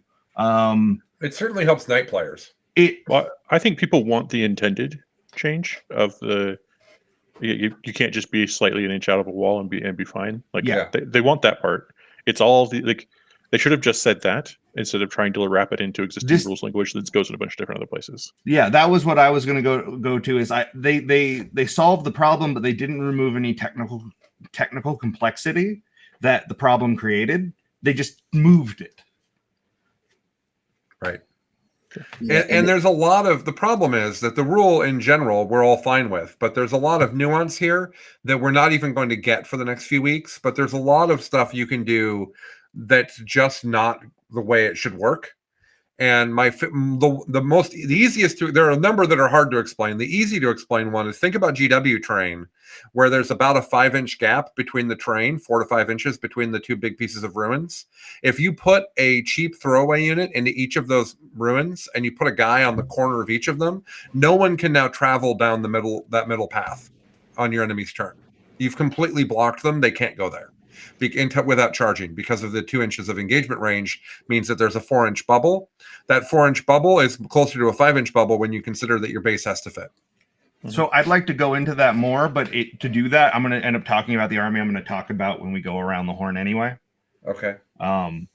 Space Wolves. Foreshadowing. Yeah. I did look it up. Real quick, Silent King. It's an engagement range fight last. Yeah, that's a huge problem. Space Wolves have the ability to heroic and consolidate up to 6 inches. Yes. Like all over the army. All like it's very common via strats and just different combos. And more importantly, their beasts get to do that. They pile in and consolidate 4 inches, and they come in units of 15. You can take one unit of Fenrisian wolves and charge the 1 unit you put in charge range, and then consolidate and pile in. And if you're anywhere near ruins, effectively touch an entire army. Now, obviously, that's all about deployment, and there's going to be I guess what I'm getting is there's going to be a whole new set of screening skills that people are going to have to learn to screen out getting touched in weird ways. Yeah. Oh, getting touched in phrasing. Weird ways. Yeah, I was going to say we need to have soundboards where we can clip things. Yeah. Yes. Because We will. It's good to screen them out. Yeah. I think there's a lot to it. I think I think there's another level that we haven't even really started to get into yet. I'm sort of hoping they'll just roll back to a more precise language that does only what we want. Yeah. Because I think that's fine. I think what Colin said in the beginning, I don't ever see this, but I do understand that it's really not the way they want the game to work. And I know it has caused some pretty bad situations and bad feelings in the past, but whatever. I think that it probably speaks to a whole set of complaints that we're not experiencing because our segment of the community has solved this problem another way. Sure. Yeah. if I can just speak for a slightly different community, I run small events down in the Bay Area. This specific rule about Kool-Aid manning inside of walls was something I had to bring up in my TO talk in every single event. And actually at the last one that I did, people came from further away who weren't familiar with how I'd been ruling it, and it was an issue. So I actually do think that one of the things that I like in theory about competitive 40K is you can just plop your army down, they plop their army down, it doesn't matter where you're from, you can get a game. This was one of those previously places where the rules were loose enough and different people were playing it different ways. So I like that there is now one unified answer. I just wish there was someone on GW staff who had either a legal or a technical writing background and could see, okay, we changed this thing. What else does it impact? Yeah, I think that's true. Okay. Well, as that rule is brand new and as it gets unpacked, we'll come back and visit it again, I'm sure, because it's people have started trying to explain the shenanigans to me, and I'll be honest, the shenanigans are very complicated. So we're going to that'll be a thing that the shows will absolutely all be talking about on the network, I'm sure. It'll be a key part of the strategy, especially because our shows are filled with people that love close combat. Orcs and Space Wolf stonks have gone way up. Yeah. So before so I want to go around the horn first. Let's each spend about 10 seconds talking in general what we think of 9.5. Are we excited? Do we think they hit the mark? Do we think GW's did a good job? Do we think they've done a bad job? Chuck, what do you think? High level thoughts, 9.5. I'm excited. It is unsurprising. Even when I think a change is bad, I'm generally just sort of excited for it. I love it when the game changes and the way that you try to win changes. I'm particularly fond of the fact that I feel like your pre-planned secondary game is so much more important now. You should be looking at your army. In a lot of cases, a lot of people are looking at their secondaries for their army and saying, how does my army play? What should I be playing? How am I going to achieve these things? And I think that will do a really good job of giving every army its own feel of how it operates on the table. There'll be a lot less of this like, okay, so what's your 35-point T5 3-wound model that actually does pretty good in close combat? What's yours called? Right? It'll get that out of there, and it'll be like, okay, well, this is what it means to be a Necron. This is what it means to be a Sister. This is what it means to be an Eldar.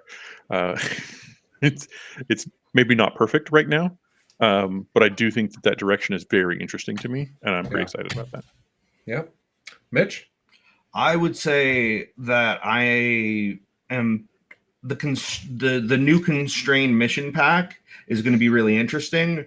I'm fine with the faction secondaries. I would like to see a little more variety for like the generality one, like the general ones everyone can take, just a little bit more to allow different versions of armies to exist.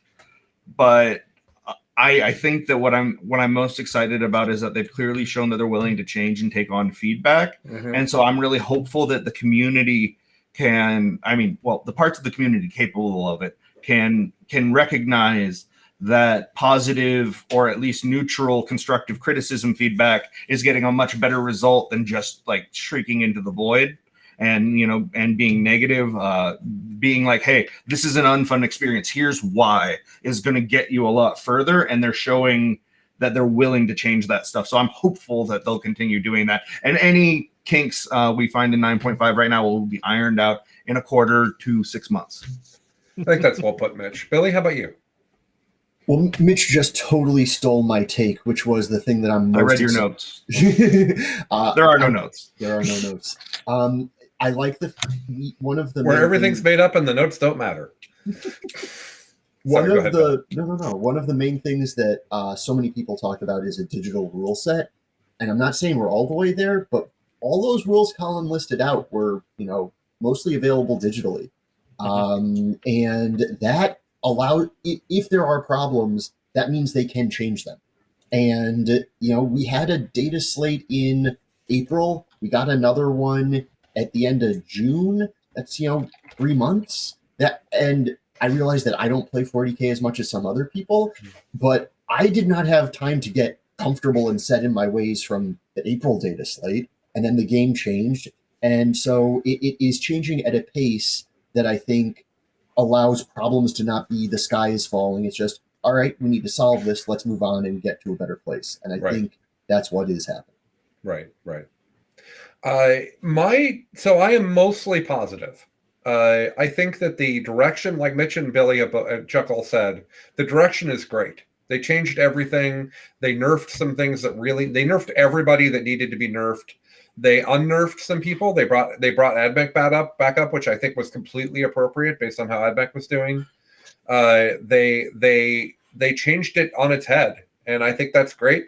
I like the new CP system. I do not like not getting a free Warlord trade in Relic. I could do a monologue on that for 20 minutes about how stupid I think that is. I think it's bad for a lot of reasons, but we don't need to talk about that today.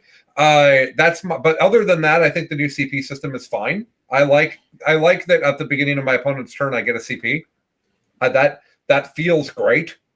I like that. We didn't even talk about the new CP system yet, but I liked it. I like it. I think the secondaries are a mess for me personally. I think that some armies got touched by Midas and have amazing secondaries, and everybody else just doesn't. And that's been a problem since Oath of Moment came out, which is kind of the moment that we all realized that secondaries could be stupid. Oath of Moment, Herd the Prey, Deadly Performance, like some of the Dark best Angels books. thing. Yeah, the Dark Angel thing, Stubborn Defiance, I think. Yeah, that's right. Yeah.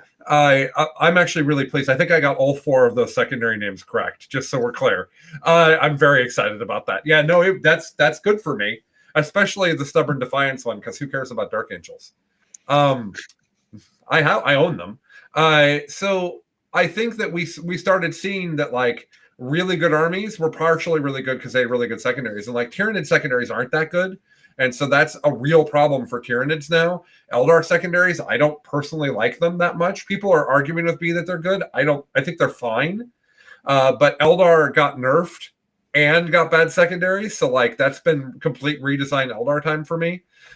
So I don't like that certain armies have great ones that are easy to score and other people don't, because the generic secondaries aren't easy to score. If you like, my issue is that if all of the secondaries all score 8 to 12 normally, the game is fine. But there are a number of secondaries that just score 15 and a number of people that are hoping to get a 10. And that's a big mismatch in the game, and they're going to it's going to be really hard for them to balance that, and they're going to need to get on it.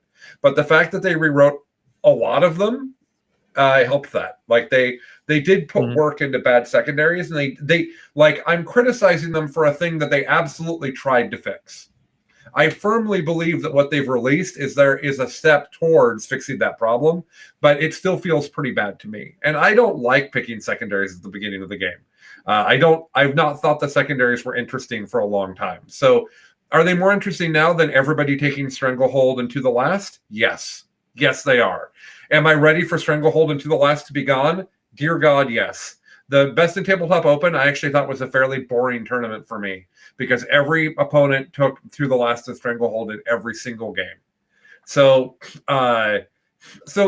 yeah, headed in the right direction. I think that there's been some misses.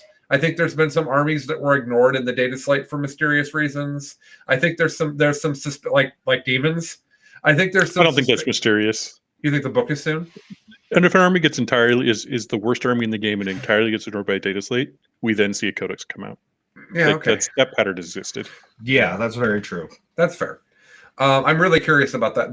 That is an army that is a chaos army that I would actually play. I was looking at the models the other day, and I'm like, I actually dig this. Like, I'm sorry, we got dogs.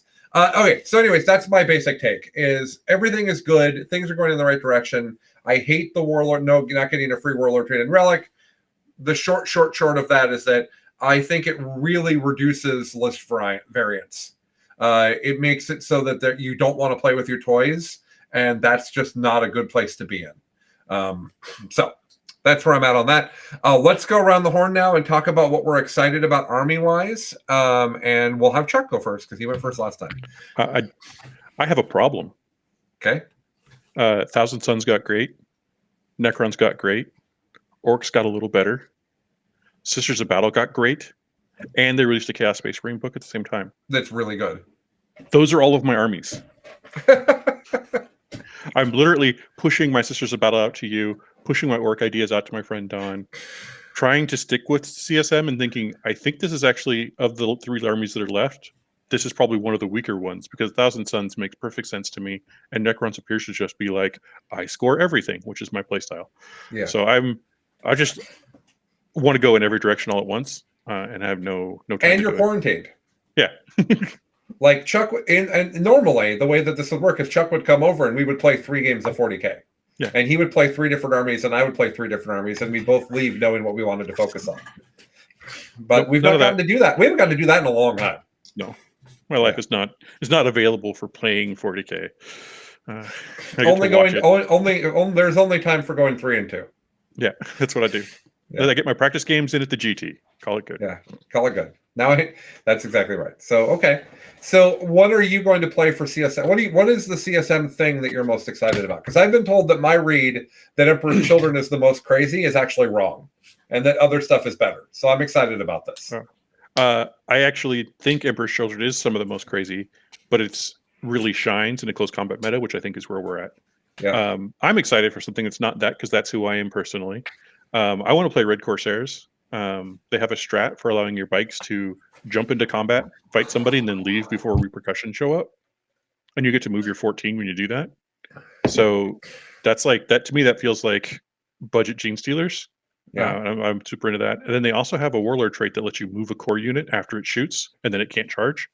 So I want to go 2 units of bikes, 1 shooty, 1 punchy, and then 30 possessed just come at you. And I think that all moves really, really fast, is very durable in toughness and wounds and shenanigans. And I think that's a really great piece to play with. Now, I'm sorry, that list doesn't have an impossible to kill Terminator unit? Nope. Okay, weird. That impossible to kill Terminator unit is pretty slow. True, but it is impossible to kill. Yeah, but if it's behind my army, no one's going to kill it. True, that's true. You're gonna be like, great, you've locked your home field objective home with a 300-point unit and 200 points worth of supporting characters. Now, the Red Corsairs are the Chaos Pirates, right? Mm-hmm. So, are you at all tempted to build a new Chaos army that is pirate themed? Not at all. Okay. I have I think 4 different themed kinds of chaos. That's why I asked. And man, I wish they were all just the same theme. Right. What would you be playing if you were playing orcs right now? I think I would be playing Goth Rush, battle wagons full of tank buster boys, mega knobs, and beast negas, and Gaz. Just get up in there, have a variety of mortal wounds and hard hitters, and really good characters. And what if you were playing Necrons? Necrons is just a split between their really good close combat units, the Scorpex and the Wraiths. Yeah, I love the Scorpex. And then really good boats with shooting, so that I don't really give up a very big game, and I don't give up no prisoners. Right. And then I am going to secure all of the secondaries. And then the Silent King in the middle of it being everything reroll. Being incredibly cheap now, giving things rerolling, handing out 2+1s to hit to basically any unit I want. And then his little Luminar Celsus friend right next to him being like, hey, I'll bring one of those Menhirs back if somebody kills one. And I'll do the rest of that job as well at the same time. I thought someone explained that we were actually wrong and you can't bring the Menhirs back.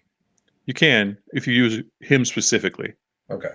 It is like basically faction locked, but he is also not a faction, so he doesn't have it faction locked. He has it open to anybody. Okay. So it's just limited to core, which the Silent King's core. Core to every army of Necrons is the Silent King. All right. Important to know. Yeah. And then Sisters, the John Lennon list is fine. Like, no notes. Yeah, he played it at Charity Hammer, and he's like, "Well, I'm not changing even a point in this." Yep. It's great. So I'm 16 models away from that being painted. Including you got the tank done, which I thought looked really great. Yeah.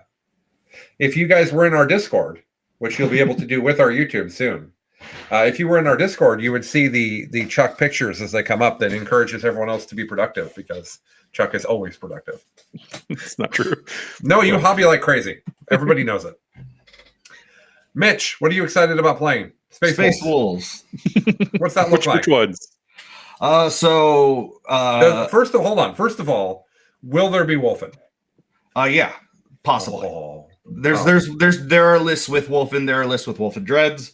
Yet last night I wrote a list that is just 13 Dreadnoughts and Logan on his sled. Yeah, that sounds like a Mitch list. That sounds fantastic. It's just a worse chaos hound spam, basically. Oh.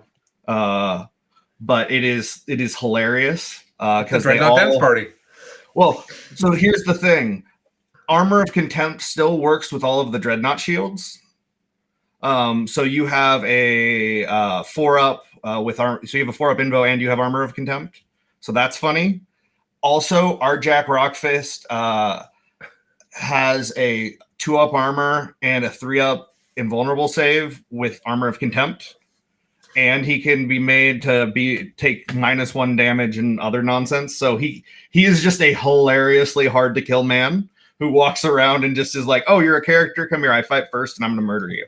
I'm going to throw my hammer at you, and then I'm going to come over there, pick up my hammer, and murder you." And then to beat each of it. Yeah, that's why he's my favorite Space Wolf character, because the confidence to be like, I'm gonna hit you with my hammer and then walk over there and hit you some more is just my style. We need a duel between him and Harkin, who throws his spear at people before he runs over there and punches them. Absolutely. And then Thor figured out how to make the hammer come back. I think it's the key tech there. So did Rockfist. Well, yeah. So that's why I'm doing with an anchor, and he'll have a chain wrapped around his arm, so he can throw it and yank it back. Is the kind of theme to it. But the other thing that's really important to understand for Space Wolves is the Fenrisian Wolves and the Cyber Wolves are now really relevant pieces. Because one, they advance in charge. They also natively pile in and consolidate 4 inches. And now they move through terrain. And now with the new rules for how they can engage people with 2 inches, you can really set up some incredible charges very early in the game and touch a lot of things, and they're very cheap and very expendable, and they take up a lot of board space. So there's a lot that they can do now. There's a lot of utility. Thunderwolf Cav are also, for 45 points, you can have a Lightning Claw and a Chainsword, and if they're standing anywhere near Canis Wolfborn, your Thunderwolf Cav have 9 attacks on the charge, all AP3 in the Assault Doctrine, and you can make all of those be rerolling wounds, not just a Lightning Claws. So they can get really good for situational things, and now that they can, with that 2-inch engagement difference, there's a specific strat that if you have one Space Wolf unit engaged with an enemy, you can spend a CP and all of your Fenrisian Wolves, your Cyber Wolves, and your Thunderwolf Cav get to roll 3 dice when charging that unit. You can, and that can be made rerollable, and that can be have a +2 to the charge. Plus, the important thing to understand for people that the new engagement range does not count as a modifier. So the +2 inch litany works with that. So you can set up a lot of 6-inch charges out of Deep Strike if you're caught with your pants down. So the Terminators are going to be relevant as well. But so I'm working on a lot of things where I can effectively have half of my army in your deployment zone turn 1. And that's all based kind of around on that strategy and being able to just launch things forward and advance and charge. And then you have 15 Thunderwolf Cav that are putting out 140-ish attacks that actually that will hit about 170-ish times, all rerolling to wound. Damage 1. Yeah, damage 1. Kill a couple of thousand Terminators with that. AP3. Yeah, no. For them, I have chain. Not enough. I have chain fist for that. Okay. AP5. There you go. Fists. Yeah. Well, and 2 damage is huge. Well, they're D3 damage. Oh, D3, yeah, even better. Yeah, so you can still spike a little bit. So I'm looking at a couple Thunderwolf Cav units and maybe a couple Terminator units. The Wolfguard Terminators they're still great. They're still the best Imperial Terminator, other than maybe Dark Angels. But the customization, I've been leaning towards a combination of 10 lightning, or not 10, 9 lightning claws and a thunder hammer on the sergeant, and then all combi plas. So you do a couple of units of that. There, you can make both of them hit on 2s, re-rolling 1s. You can, and you just don't overcharge if you're shooting at things that ignore 1 damage anyway. You'll be AP4 in the assault phase, so that's a pretty relevant number for a lot of armies. And you're able to pump out all those shots, re-rolling to hit. And you have Arjac Rockfist in there giving you re-roll 1s to wound as well. And all of my armies are all based around a Wolf Priest, a Primaris Wolf Priest on bike. So for the litanies, because he's just too important. We should have a moment in the show where everybody pulls up their pet. Billy picks up his pig. Mine are nowhere nearby. 1 second. This is going to be worth it if I can get her high enough. Oh, okay. Mitch, while that's going on, we're going to pick up a pig. Oh, wow, that's a lot of noise from that pig. That does not sound good. Oh, look at that. It's Lilu. Hi, Lilu. Good girl. Good so why is this happening? Yeah. Much protesting. Yeah. Based on what you're saying there, behind enemy lines is pretty important. What are their secondaries? So their secondaries, so glad you got there. That was the next thing I was going to talk about. They got better in the pack by a lot. So they have 2 Purge the Enemy. One is Heroic Challenge. We're just going to ignore that entirely. It's pick a character that your warlord has to kill, and what the sooner you kill him, the more points you get, and no one cares. That's for narrative. Yeah. Glory Kills is the other one in this. And it's at the end of the battle round, you score up to 5 victory points for the following conditions. Score 2 victory points if any character units were destroyed by a Space Wolves unit. Doesn't have to be in combat. Wow. That's solid right there. Yeah. So that's 2 victory points. 1 if you just do a wound to a character, just 1. You get 1 point for that. 3 victory points if any monsters or vehicle units were destroyed by Space Wolf units. And 1 point if you do a wound. So you can. It's basically in every game you're going to have that. Yeah. There's no army that isn't susceptible to that, unless it's like even if I have 4 knights and none of them are characters. So let's go to the next one. The next one in Battlefield Supremacy, Warrior Pride. At the end of your turn, score 3 victory points if 2 or more Space Wolves units from your army are within engagement range of enemy units. Oh, that seems likely. Well, don't hit them too hard. Yeah, that's true. If you hit them too hard, Mitch, they're not going to be in engagement range anymore. Well, the first turn, it's going to be like infiltrators. They don't hit very hard at all. Yeah. So that's not a problem. But everything piles in and consolidates at least 4 inches in the armies I'm building, and a lot of them they end up going 6. So it's very hard to not end up in combat. I think that one of the funniest things happens with those kinds of things is when you run into those matchups where you table somebody very quickly, Yeah. And you're like, oops, I have a low scoring game because I killed you too hard. Yeah, I gotta be like, no, I gotta throttle this. The last one is a No Mercy, No Respite, a mighty saga. At the end of the battle round, score 2 victory points for each of the following achieved to a maximum of 5. An enemy character, monster, or vehicle unit lost any wounds as a result of a melee attack made by your warlord. Okay. 5 or more models were destroyed as a result of attacks made by your warlord. That's not in melee. Any attacks, that's cumulative. So you just have to kill 5 models with your warlord. And a lot of Space Wolf warlords are like, oh yeah, I can do that just in the shooting. Yeah, Ragnar's like, whatever. Can I do it? Yeah. Can I do it twice? Yeah. I have 14 attacks on the charge, and I'm gonna hit you for 18 times. So let's see what happens. But anyway, and then an enemy unit was destroyed as the result of an attack made by your warlord this battle round. Or and your warlord is within range of an objective marker not near a deployment zone. Any 4 of those, you get 2 points each for up to a maximum of 5. Yeah, those sound easy. Like, yeah, you don't even think about them. You just count them at the end of the round. Yeah, you're just like, okay, I did the things. I didn't table you too fast. Yeah.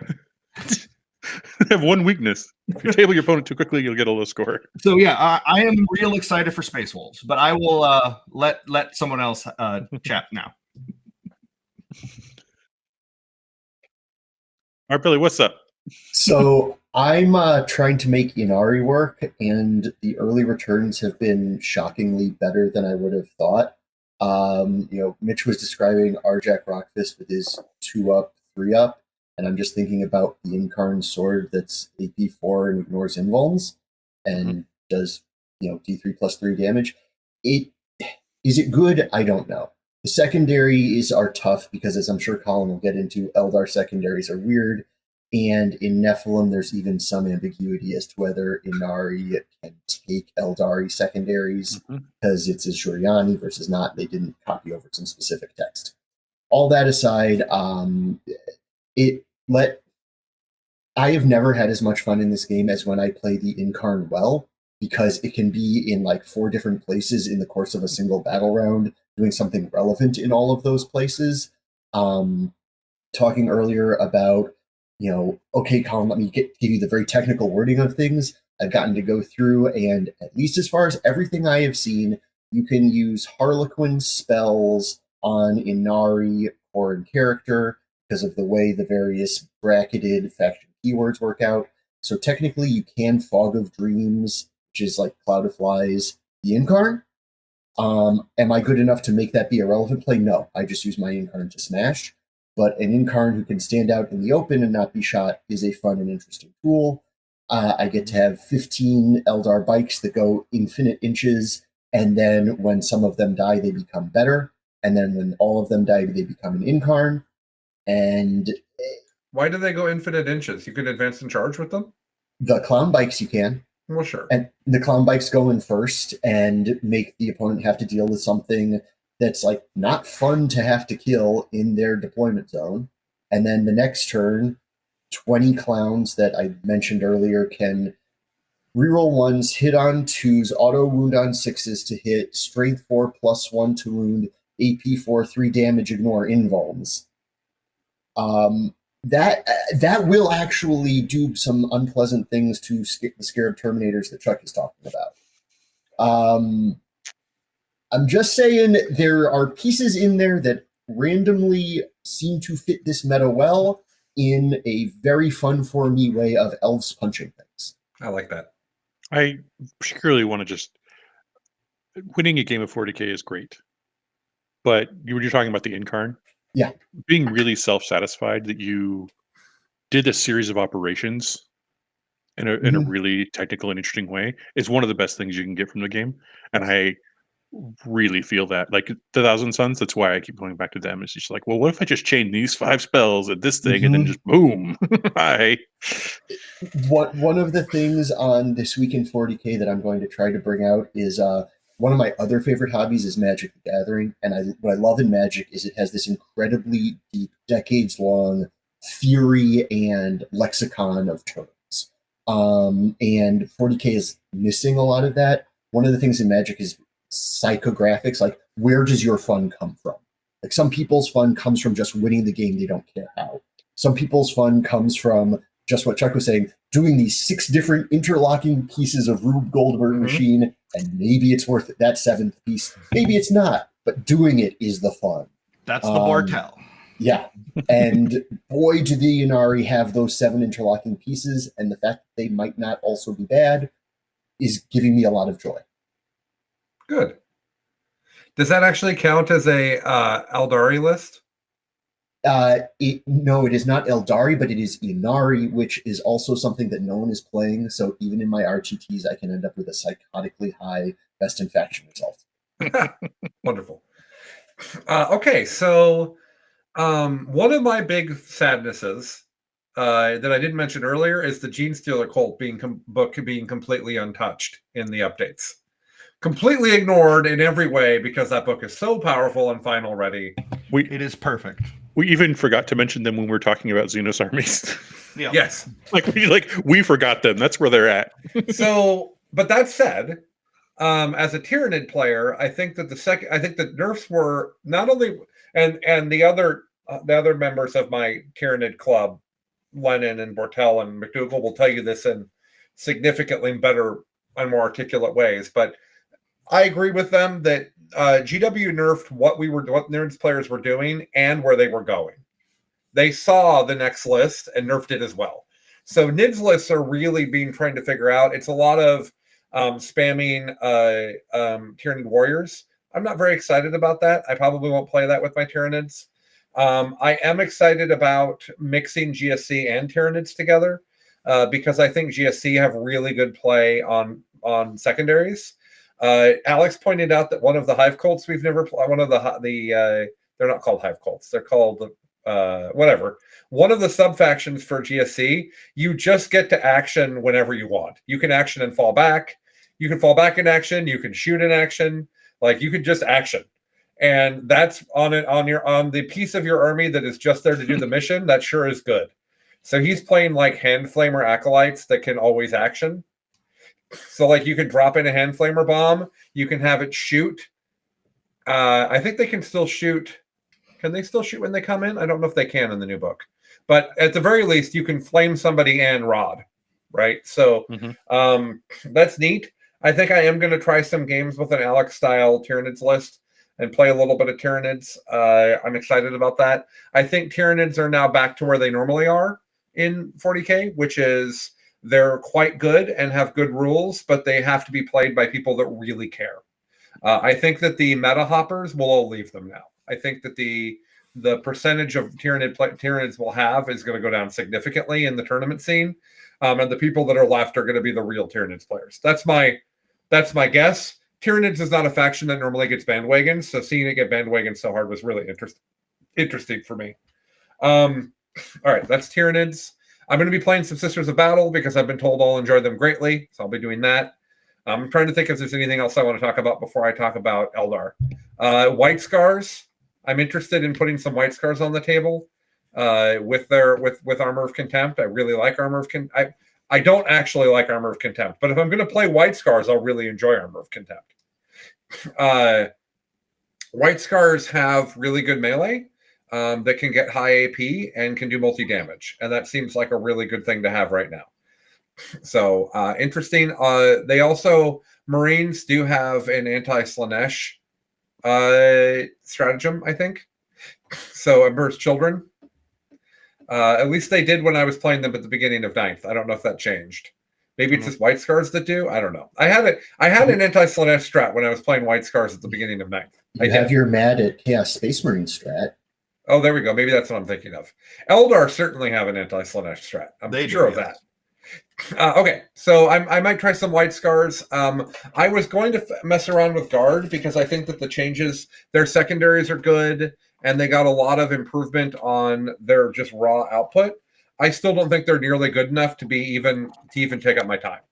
I don't think that Guard is worth me putting them on the table right now, especially when the new book will be hopefully soon, and I'm mostly excited about that. So I think I'm just going to wait on Guard until the new book comes out. I think it's where I'm at as a Guard player. My Elder list didn't work at all after 9.5, so I've been rebuilding. I've now found a thing that I love. There's a GT at the end of the month in 3 weeks that I'm going to be going to, that this is what I think I'll be taking. And I'm doing a custom craft world. And the custom craft world is Ignore Cover and Children of Prophecy. So I'll talk about both of those really quickly. Ignore Cover is as important to me as Hail is. So the fact that that Hail is all consuming, to me, the takeaway from that is you still play Ignore Cover, you don't still play Hail. I understand how good Hail is. I understand the math. I've played a bunch of this now. I've played like 4 or 5 games of Hail now. And the problem is that Hail does not do enough against Chaos Space Marines standing in cover. Because of cover being gone from Hail, your Dire Avengers at AP2 against Rubric Terminators, that's a 2-up in cover. That's not what they're called. Scarab Occult Terminators, is that what they're called? No, it's correct on Rubrics. Okay. It's a 1-up on the Scarabs. Yeah. Still, like on AP2, like and then on AP4, you're giving them a 3-up. Like that's just terrible. And AP4 Shuriken is how that list kills things. So that's just not going to work for me. So I'm playing Ignore Cover, which means I get to play with Warp Spiders. I get to play with Fire Dragons with Ignore Cover is a weird problem for Marines. It just Shuriken is a lot more interesting if you're ignoring cover. That's the gist. And then the other thing I'm taking is Children of Prophecy, which is in Psychic, all 1s and 2s are rerolled. A third of your dice being rerolled in Psychics is incredibly fun. I have 10 casts a turn in my current Eldar list, and it wasn't that many points. I think it's like 300, 400 points of my list is Psychers. You have 2 mortal wound powers that aren't Smite, right? I have 3 mortal wound powers in addition to Smite. So you could go up to 13, do mortal wounds to somebody. Oh yeah, no, that's the thing. Like the list has an incredible amount of mortal wound output. I've played Children of Prophecy like 4 or 5 times now, and you just pass all your casts, is how it works. And you get Executioner every turn, which is amazing.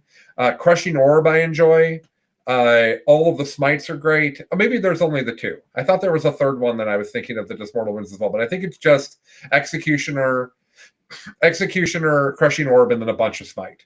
There's still Mind War?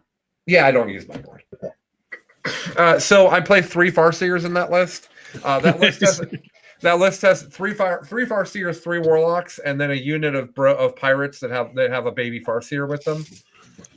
So that list has been incredibly fun so far and has been very effective. It obliterated Imperial Knights in my test games. I beat Tyranids with it yesterday. I beat Behemoth Tyrant Guard spam, which is a thing that people will be seeing because those you can get double cover. You can basically get 0-up save Tyrant Guard running at your opponent. Pretty good, unless you ignore cover. That list has D cannons in it because the way you beat Eldar is by running at them. And so 24-inch range heavy shooting that's AP 4, 5, AP 5? AP 5, 4. AP 4 ignore cover, which is similar to being AP 5. For some reason I thought they were AP 5 and everything else, and the Fire Dragons are AP 4, but it hasn't really come Once up. You're ignoring cover, it almost doesn't matter. Yeah, it is AP 4.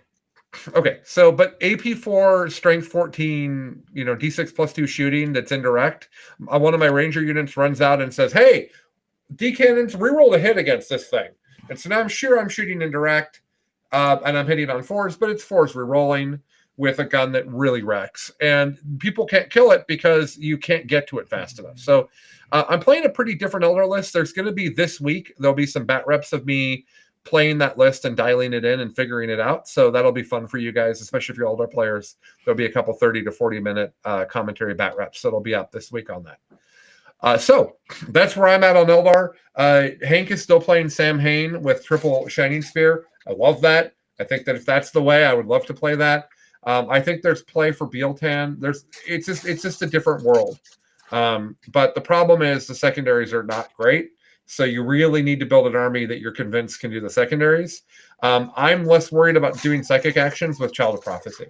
So even against a good deny list, if I take Psychic Ritual, which I always call Dark Ritual because I played Magic forever, if I take Dark Ritual and I put a Warlock in the middle of the table and I cast the power and then I quicken them back, first of all, quicken always happens pretty much, so I don't lose the Warlock, and if I do lose a Warlock, it's a Warlock.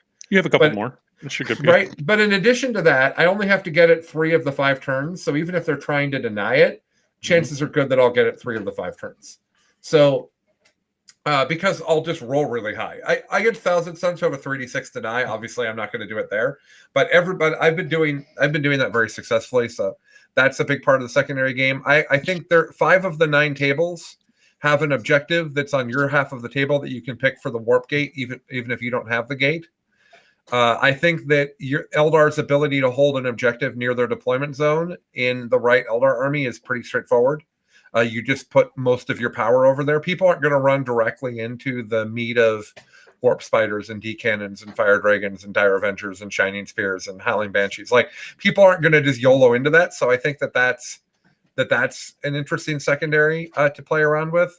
And then other than that, the list is really good at R&D because dire avengers are great. So yeah, trying to figure out secondaries. I still feel like I'm going into games where my opponents are like, I can score 90, and I'm like, well, I can score like 80. So I still feel like I don't have the ability to score 45 secondary points at all ever, and a lot of other armies do, and I don't like that very much. So we'll see how that goes. But I'm going to be focused mostly on Eldar because I own a bunch of armies and I like playing them, and I love my Tyranid army and I love my Guard army. But the basic hierarchy for Colin is Eldar good enough? If yes, then Colin plays Eldar. It's the basic. That's the first line in Colin's army decision making flowchart. So yeah, I'm gonna play Eldar. But I need to play other things as well because I make battle reps to entertain people. So I'll play other things as well. And I'll also have people over to play other things. It's the summer now. Lots of my friends are very available. We're going to be playing a bunch of 40K. All right. So 9.5, I think we summed it up. We're mostly hype. Mostly hype. All right. Well, I think that's it for us this week. I do want to just one more time thank everybody who participated in donating or telling people or watching Charity Hammer. Everybody who participated in Charity Hammer, big thank you. The first timers were great. Big shout out to how the ball of enthusiastic energy that Josh Shoots was. Big shout out there. But Charity Hammer was wonderful. $25,000 raised. We're at $125,000 now that we've raised for children's hospitals. I feel like that's a pretty good amount of money. Feel good about that. And we will be doing more announcements on prices and stuff over the next few days. Get all that out. Everything is up. You can go look at it on YouTube. It's all there. Please enjoy that. So with that, we will be back in 2 weeks, as is our way, 9 a.m. 2 weeks from now. And we hope that you guys can join us live. We didn't promote this particular one, so there's like no one watching us live. But in general, we love it when you watch us live. So come ask us questions. We are going to do a pretty extensive BIFPOD lightning round next time. Oh, man. The lightning rounds are fun, so that'll be good. Get ready for the thing you can't get ready for. Here it comes. Yeah, that's right. All right. Okay, and don't forget to join Billy and I live if you can. Tuesday at 7 a.m. Pacific. Get a cup of coffee if that's your time, appropriate for your time zone, and come join Billy and I. It's going to be an intense shot of energy. Billy and I are going to be really excited to do this. Yes, I will have coffee. Yes. I will check that around noon on Tuesday. Move to Europe. We're going to be huge in Europe. Yeah. It's because everything else in Europe is small. Why does Pickles say that he wasn't more help this year? Pickles was very Pickles was amazing. I just didn't shout him out. Is that the problem? Thank you, Pickles. There you go. All right. All right, guys. We're going to wrap it up here. Thank you, everybody, for listening. Remember, everything's funny when you're making money. Life is no joke when you're broke. That's just 40K. It's expensive.